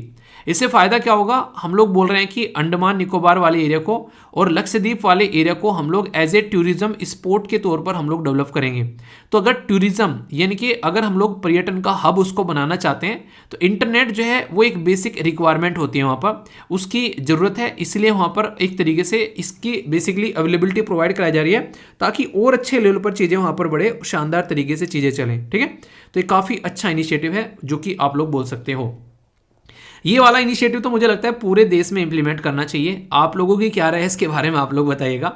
जैसे सोचो कि आप लोगों के पास में एक कार्ड है, वही कार्ड तो आप लोग मेट्रो में यूज़ कर रहे हो, वही कार्ड आप लोग बस में अपना किराया देने के लिए, वही कार्ड से आप लोग एटीएम में इस्तेमाल कर रहे हो, वही कार्ड जो है वो आप लोगों का पहचान पत्र है, मतलब वही कार्ड जो है आप लोगों का हर जगह इस्तेमाल किया जा रहा है। आप लोग बोलोगे सर क्या बोल रहे हो, एक कार्ड गुम हो गया तो समझो जान निकल गई। अभी यहाँ पर नेक्स्ट लेवल की वैसे हम बातें कर रहे हैं। अभी तो मैंने आप लोगों को कार्ड की बातें बताई, अभी यहाँ पर बातें ये भी चल रही कि कार्ड की जगह क्यों ना इंसान का हाथ ही काम करने लगे, ठीक है। यानी कि हाथ जो है उसकी फिंगरप्रिंट जो है उसी को टच करके सारा काम हो जाए। तो ये भी कई सारी बातें हैं यहाँ पर, इसमें एक और अच्छे लेवल की चीज़ें हो जाएंगी। पर लेकिन हर चीज़ के साथ में ना यार कुछ अच्छी और कुछ बुराइयाँ रहती हैं, ठीक है। मान ली किसी से ज़बरदस्ती जो है किसी का हाथ टच करवा दिया कहीं पे कि भाई ये ले तू पेमेंट हो गई उसके से, तो वहाँ बहुत सारे इशू हैं। तो देखते हैं क्या क्या चीज़ें हैं। अभी जितनी अच्छे से चीज़ें डेवलप होंगी उसके साथ में उतनी प्रॉब्लम भी होती है, फिर उनका सोल्यूशन निकलता है। वैसे कैसा लगा आप लोगों को ये, अगर ऐसा कुछ होता है तो आप लोग बताइए। प्रधानमंत्री नेशनल अप्रेंटिस मेला, ये अप्रेंटिस मेला एक तरीका ऐसा चीज होती है जिसमें मिलकर जो है एक तरीके से यहाँ पर काम के साथ साथ में थोड़ी सी लर्निंग और अर्निंग दोनों साथ में हो जाती है। ठीक है, जैसे मैं आप लोगों को बोलता हूँ ना, अगर आप लोगों को जैसे कि घर से पैसे नहीं लेने हैं तो आप लोग क्या कर सकते हैं, किसी को ट्यूशन दे सकते हैं, यानी कि बहुत पैसे आप लोगों को लेने हैं, बस इतना लो कि आप लोगों का काम निकलता रहे और सामने वाले का फायदा हो जाए। तो इस तरीके से आप लोग चीजें कर सकते हैं, मतलब आप लोगों का भी खर्चा निकलता रहे, घर से पैसे ना मांगने पड़े और सामने वाले को ये लगे कि यार सस्ते में ट्यूशन मिल गया अच्छा सा। ठीक है, तो वो वाली चीज आप लोग इंप्लीमेंट यहाँ पर कर सकते हैं। तो उसी के चलते यहाँ पर कुछ ऐसा ही होता है ये भी। तो ये एक तरीके से दोनों तरीके से कि सीखने का भी काम हो गया और सिखाने का भी। तो 242 डिस्ट्रिक्ट में यहाँ पर ये चीजें आप लोगों को देखने को मिलेगी। ये भी एक तरीके से अलर्ट है यहाँ पर केरला के अंदर में। अभी यहाँ पर एवियन फ्लू को लेकर यहाँ पर अभी एक तरीके से कई सारे डिस्ट्रिक्ट में यहाँ पर अभी अलर्ट लाया जा रहा है। ये ऐसी चीज़ें हैं जो कि रेगुलर अब देखने को मिलेगी। ठीक है, कोरोना, टोरोना, मोरोना, एवियन फ्लू, तो थोड़ा सा हम लोग को भी सतर्क रहना पड़ेगा खाने पीने में भी और अपना ध्यान रखने में भी। मास्क कौन कौन लगा रहा है आज की डेट में, वैसे लगा रहे हो कि छोड़ दिया है बिल्कुल? क्या सर घर से ही बाहर निकलने का मन नहीं कर रहा है, ठंड इतनी है। एक कह रहा है कि सर सुबह जोश कैसे लेकर आए, ठंड इतनी पड़ रही है, सारा जोश जो है वो ठंडा कर देती है। देखो यार ये तो लानी पड़ेगा। ठीक है, अगर नहीं लेकर आओगे तो फिर अरमान ठंडे हो जाएंगे। तो अपने अरमान ठंडे कर लो या फिर अपना जो है शरीर ठंडा कर लो। ओके, इसीलिए मैं कोशिश करता हूँ कि जैसे कि ना आप लोगों ने अक्सर चीज़ें नोटिस की होगी कि खासकर अपने पेरेंट्स को आप लोग देखियो, इसीलिए मैं आप लोग कहता हूँ कि अपने आसपास में अपने पेरेंट्स को देखा करो। ठीक है, वो ठंड मानते हैं क्या, वो किस तरीके से निकल कर चल देते हैं जरा सी देर में, उनकी उम्र देखा करो और अपनी उम्र देखा करो आप लोग। ठीक है, मैं इसीलिए अक्सर मैं कभी भी, मतलब रियरली रहता है, कभी अगर तबीयत थोड़ी डाउन है तो रज़ाई में बैठकर बेसिकली मैं एक तरीके से पढ़ाई करता हूँ, वरना हमेशा टेबल चेयर पर रहता हूँ। अपने जूते पहन लो, सॉक्स पहन लो, ऊपर जो है कपड़ा ओढ़ लो, पर लेकिन टेबल चेयर पर बैठकर काम करो, उससे आप लोगों को नींद नहीं आएगी। ये बात आप लोग हमेशा ध्यान रखना। ठीक है, कौन कौन ऐसा कुछ करता है या फिर वो है कि चेयर पर बैठे और पैर जो है रज़ाई में है, वो वाला माहौल रहता है कि नहीं? चलिए, जो भी है उससे नींद आने लगती है और कुछ नहीं है। आपका टाइम जो है जो डिसाइड किया वो कंप्लीट नहीं कर पाओगे, टाइम टेबल। ठीक है, एप्पल किस किस को पसंद है बताओ पहले, हैं कौन कौन खाना पसंद करता है एप्पल? ये एप्पल खाने वाले की बात नहीं चल रही यहाँ पर, एप्पल बेसिकली कंपनी की बात चल रही है। जैसे किसी ने पहले कंपनी का नाम रखा होगा तो कैसा लगा होगा ना, एप्पल। सोच सोच के भी सब कैसे हैं कि हंस रहे होंगे, देख क्या नाम रखा है इसने। और आज की डेट में देखो एक किसी कंट्री की इकोनॉमी नहीं है जितनी एप्पल खुद की अपनी जो है बेसिकली एक रेवेन्यू लिए बैठी है। तो फर्स्ट रिटेल स्टोर जो है इंडिया के अंदर में स्टार्ट किया जा रहा है इसके द्वारा, और उसके लिए हायरिंग भी स्टार्ट कर दी है। तो कौन कौन यहाँ पर अपना बेसिकली रिज्यूमे डालने वाला है बताइए, हैं? ये बात की जा रही है पेमेंट, जो बेसिकली किसके, पेटीएम पेमेंट बैंक के बारे में। उसके द्वारा अपॉइंट किए गए यहाँ पर मैनेजिंग डायरेक्टर एंड सीईओ, जिनका नाम है सुरिंदर चावला। ठीक है, तो यहाँ पर सुरिंदर चावला जो है, इसकी पेटीएम की जो पिताश्री कंपनी पता है आप लोगों को क्या है? मैंने जब पहली बार इसका नाम सुना, जब 197 कम्युनिकेशन, मैंने कहा 97 क्या रखा है, पैदा तो नहीं हुए थे यहाँ पे तो ये मुझे बड़ा डिफरेंट सा लगा। ठीक है चलिए याद रख लीजिएगा। तो यहाँ पर SC चावला कम्युनिकेशन ऐसे याद रख लेना। ठीक है, अगर बात करें यहाँ पर केनरा बैंक के द्वारा लीड किया गया, और यहाँ पर लगभग 1300 करोड़ रुपए का जो यहाँ पर जो ड्यू था infrastructure leasing and finance and service, तो यहाँ पर ये रिसीव किया गया। तो ये छोटी सी एक न्यूज़ है, याद रखिएगा। RBI जो है अपना सोवरन ग्रीन बॉन्ड जो है वो बेसिकली उसके लिए कैलेंडर तैयार कर दिया है कि कब कब मार्केट में जो है माल पानी लाया जाएगा। तो ये एक छोटी सी न्यूज़ है जो कि आप लोग समझ सकते हैं। ठीक है, अब है हमारा अगला सेक्शन जो कि काफ़ी इंटरेस्टिंग रहता है, और यहाँ पर हम लोग बात करेंगे क्वेश्चन के बारे में। अरे नहीं, इकोनॉमी वाला तो रह गया ना अभी आपका इकोनॉमी वाले सेक्शन में देखते हैं यहाँ पर फर्स्ट जो बात की जा रही है ऑर्बिटल सैटेलाइट के बारे में। इकोनॉमी नहीं, बेसिकली वर्ल्ड वाला। इकोनॉमी वाला तो ऊपर वाला था ना, ऊपर वाला ही जाना है। ठीक है, सुना है वो कहानी, ऊपर वाला ही जाना है फिर कभी सुनाऊंगा, आज टाइम नहीं है। ठीक है, फर्स्ट ऑर्बिटल सैटेलाइट जो है उसके बारे में यहाँ पर बात की जा रही है। तो ये जो ऑर्बिटल सैटेलाइट है यहाँ पर, ये बेसिकली अभी आप लोगों को स्पेस में देखने को मिलेगा, वेस्टर्न यूरोपियन के द्वारा लॉन्च किया जा रहा है यहाँ पर ये। ठीक है, साउथ वेस्ट इंग्लैंड से। ठीक है, तो ये इसके बारे में थोड़ा सा याद रखिएगा, ये ऐसी न्यूज़ है जो आगे भी आएगी। पाकिस्तान जो है वो यहाँ पर अभी 159 कंटेनर जो है वो एम्यूनेशन के डिस्पैच कर रहा है टू यूक्रेन। ये देखो, ठीक है, क्या हरकतें चल रही हैं यहाँ पर। ये चीज़ें देख के ना कभी कभी मेरी आंखें भर आती है। तो यहाँ पर पाकिस्तान यूक्रेन को गोला बारूद भेज रहा है 159 जो बेसिकली कंटेनर। ठीक है, अब यहाँ पर पाकिस्तान ही भेज रहा है, कहीं और से आ रहा है ये पता था ऐसा नहीं। उधर चाइना रसिया को वैसे कह रहा है मैं तेरा भाई, और उधर पाकिस्तान के थ्रू वहाँ पर माल भिजवा रहा है। तो ये है कुछ बातें। हालांकि यूएसए की ज़्यादा चाल यहाँ पर आप लोगों को देखने को मिलती है। तो ये एक तरीके से नेक्स्ट लेवल का है। वैसे भाई को लोन चाहिए ज़िंदगी अपनी व्यतीत करने के लिए, और वैसे आप लोग समझ सकते हैं। चाइना जो है वो यहाँ पर कमबैक ड्रिल ला रहा है ताइवान वाले रीजन में। देखिए आने वाले टाइम में ना कुछ बड़ा होने वाला है। तो नहीं कहता है कि समस्या तेरी बड़ी है कि मेरी बड़ी है, नहीं तेरी बड़ी है, नहीं मेरी बड़ी है, तेरी दिख भी नहीं रही तेरी कितनी बड़ी है, तुझे तेरी बड़ी है मुश्किल घड़ी। तो वो वाली बात है। उधर यूक्रेन और रशिया की समस्या चल रही है, इधर ताइवान चाइना के मुद्दे को लेकर यूएस से चल रहा है, अलग ही लेवल पे चीज़ें खेली जा रही हैं। तो देखो यहाँ पर अभी कुछ ही दिनों के अंदर दूसरी बार यहाँ पर कुछ ऐसी चीज़ें देखने को मिल रही हैं। तो क्या होता है आने वाले टाइम में, बने रहिए खबरों में, हम जरूर बताएंगे, ठीक है। ताइवान की लोकेशन एक बार देखना जाकर, आप लोगों को पता चल जाएगा कि गोला बारूद कहाँ पर छोड़ा जाना है। ताइवान देखना है, दिखा दूं कहाँ है ताइवान, ये रहा ताइवान देखो, ठीक है। तो ये एग्जैक्ट लोकेशन है ताइवान की, जो ताइपेई इसकी कैपिटल है यहाँ पर। तो भाई साहब ये वो एरिया है जो कि बोलता था कि नहीं ये बोलता था कि मैं हूँ फुल चाइना।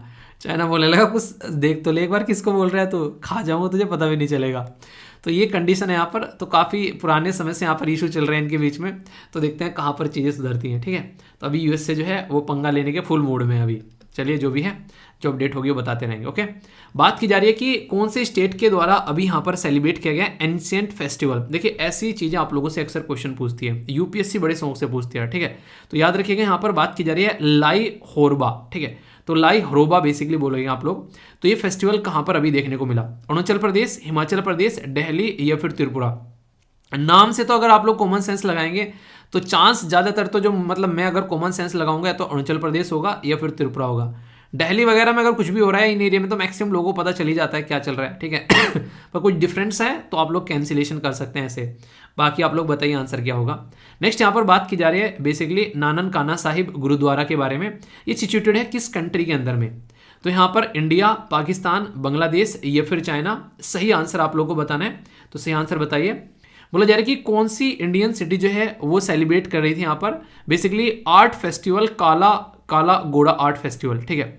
तो काला घोड़ा आर्ट फेस्टिवल, घोड़ा नहीं मतलब घोड़ा, ठीक है, जो नहीं होता है घोड़े की गाड़ी, गाड़ी की काठी, काठी का घोड़ा, घोड़े की दुम पे मारा हथौड़ा, दौड़ा दौड़ा दौड़ा घोड़ा, दुम उठा के दौड़ा, ये था ना, ये कुछ और था। न्यू दिल्ली, मुंबई, कोलकाता या फिर बेंगलोर, बताइए सही आंसर क्या है, ठीक है। एक बेसिकली क्या था, एक बच्चा कमेंट कर रहा था कि सर मेरी मम्मी जो है लेक्चर देख रही थी तो कह रही है कि सर ना आपके जैसे बच्चे हैं बिल्कुल, कभी कभी तो ऐसा लगता है कि आप लोगों से भी ज़्यादा बच्चे हैं।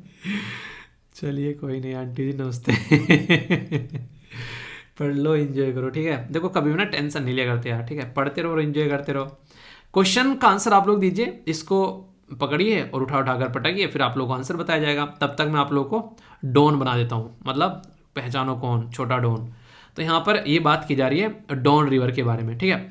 तो ये जो रिवर है ये आप लोगों को 1870 किलोमीटर लंबी ये रिवर देखने को मिलेगी, ठीक है। तो यहाँ पर ये रसिया वाला पोर्शन आप लोग यहाँ पर देख सकते हैं, जाकर कहाँ पर कनेक्ट होती है, ये सी ऑफ एजोम में जाकर यहाँ पर कनेक्ट होती है। और इसलिए मैं कह रहा हूँ कि ये इंपॉर्टेंट रिवर है। क्यों? क्योंकि ये जो रिवर है यहाँ पर, ये पर्टिकुलर एरिया जो है रसिया और यूक्रेन की लड़ाई की वजह से बहुत ज़्यादा न्यूज़ में भी है, और ये यहाँ पर दोनों के अंदर आप लोगों को टच होती है, यहाँ पर नजर आएगी, ठीक है।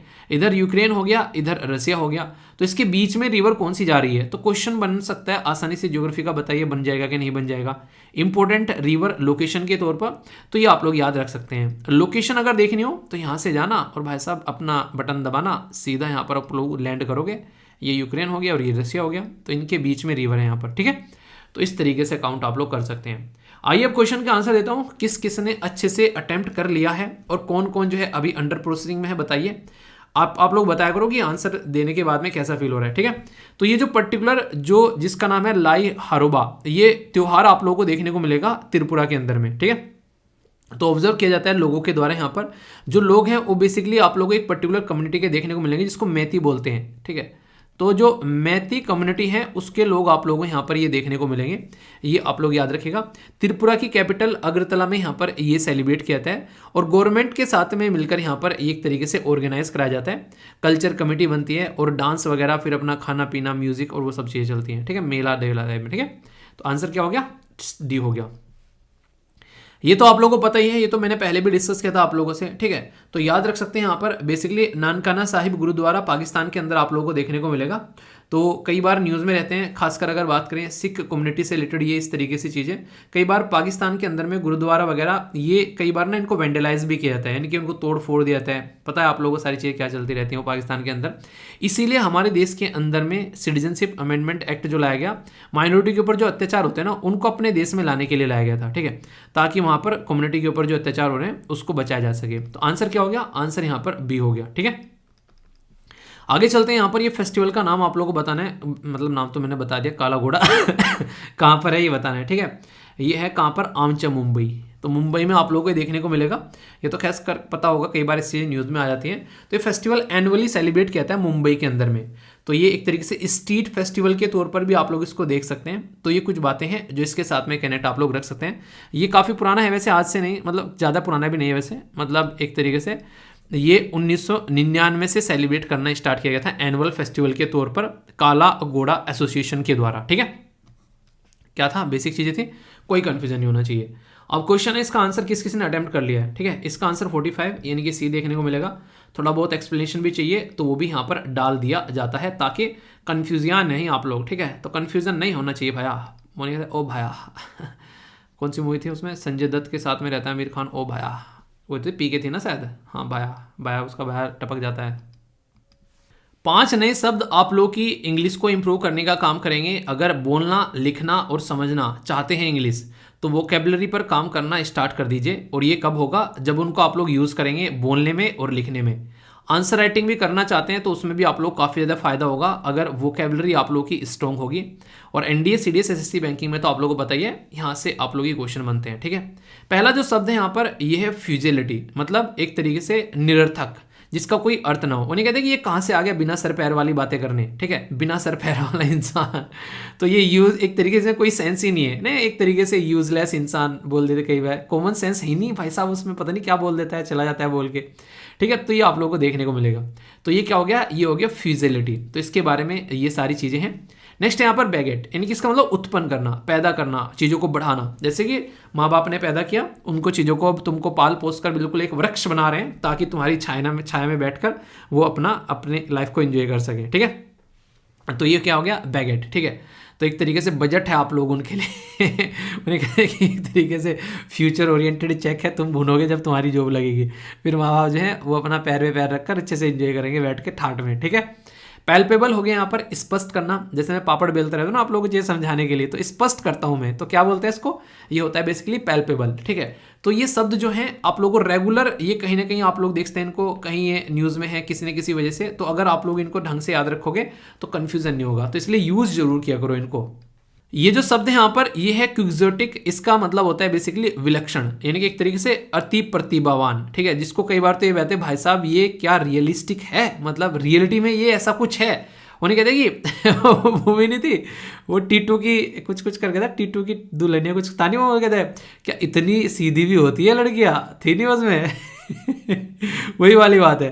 तो यहाँ पर एक तरीके से नहीं, एक बिल्कुल आइडियल कंडीशन, भाई साहब कितना आदर्शवादी इंसान है, वो वाली फीलिंग। तो ये आप लोगों को देखने को मिलेगा।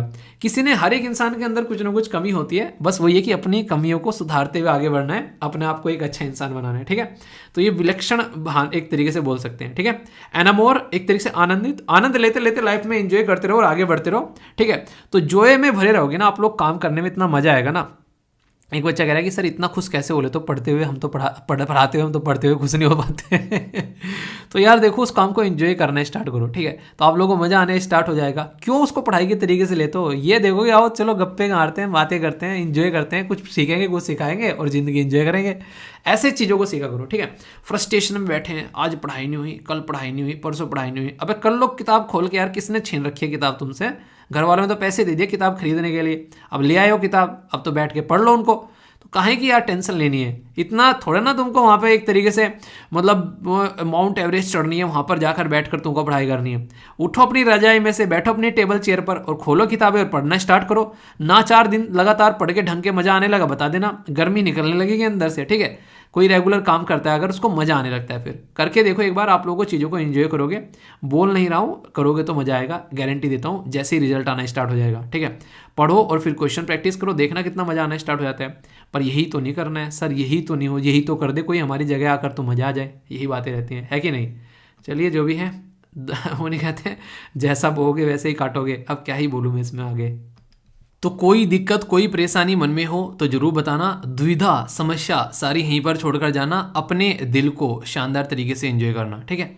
यही आप लोगों को काम करना है। और फिर वही बात यार, ये जो ज़िंदगी है ना, जितने प्रोडक्टिव वे में आप लोग इसको जीना स्टार्ट कर दोगे उतनी ही प्रोडक्टिव बन जाएगी, और जितने आप लोग इसको मजाक में लोगे उतनी ही मजाक बन जाएगी। तो ये आप लोगों ने खुद ने डिसाइड करना है कि अपनी ज़िंदगी कैसे लेकर चलनी है, ठीक है। अगर लेक्चर आप लोगों को अच्छा लगता है तो दूसरों तक पहुंचा सकते हैं, प्यार आप लोग बढ़ा सकते हैं। इसी के साथ में फीडबैक जरूर दिया करो, आसपास सफाई रखो, पानी और पेड़ पौधों को सेव करो, पॉलिथीन और प्लास्टिक बैग वगैरह बिल्कुल भी यूज़ नहीं करना है, ठीक है। अच्छे बच्चों की तरह रहना है कि नहीं। तो अच्छे से एंजॉय करिए। और बाकी इंस्टाग्राम पर आप लोग कनेक्ट रह सकते हैं, या फिर ट्विटर या फिर टेलीग्राम। एक बच्चा कह रहा है कि सर इंस्टाग्राम वाली जो पिक्चर है वो बेसिकली यहाँ पर भी डाल देना कम्युनिटी टैग में। यार वो इंस्टाग्राम पर ही रहने दो, फालतू में क्यों इनको यहाँ पर लेकर आ रहा हो, पढ़ाई वाली चीज़ें कर लो यहाँ पर, ठीक है। वो इसीलिए है ताकि वहाँ पर अलग से चीज़ें चलती रहे, कहीं ना एक तरीके से थोड़ा सा पढ़ाई वाली चीज़ें पढ़ाई की जगह, वो वाली चीज़ें वहाँ पर, ठीक है। तो उसको वहीं पर ही रहने दो, ठीक है, यहाँ मत बुलाओ उस पिक्चर को।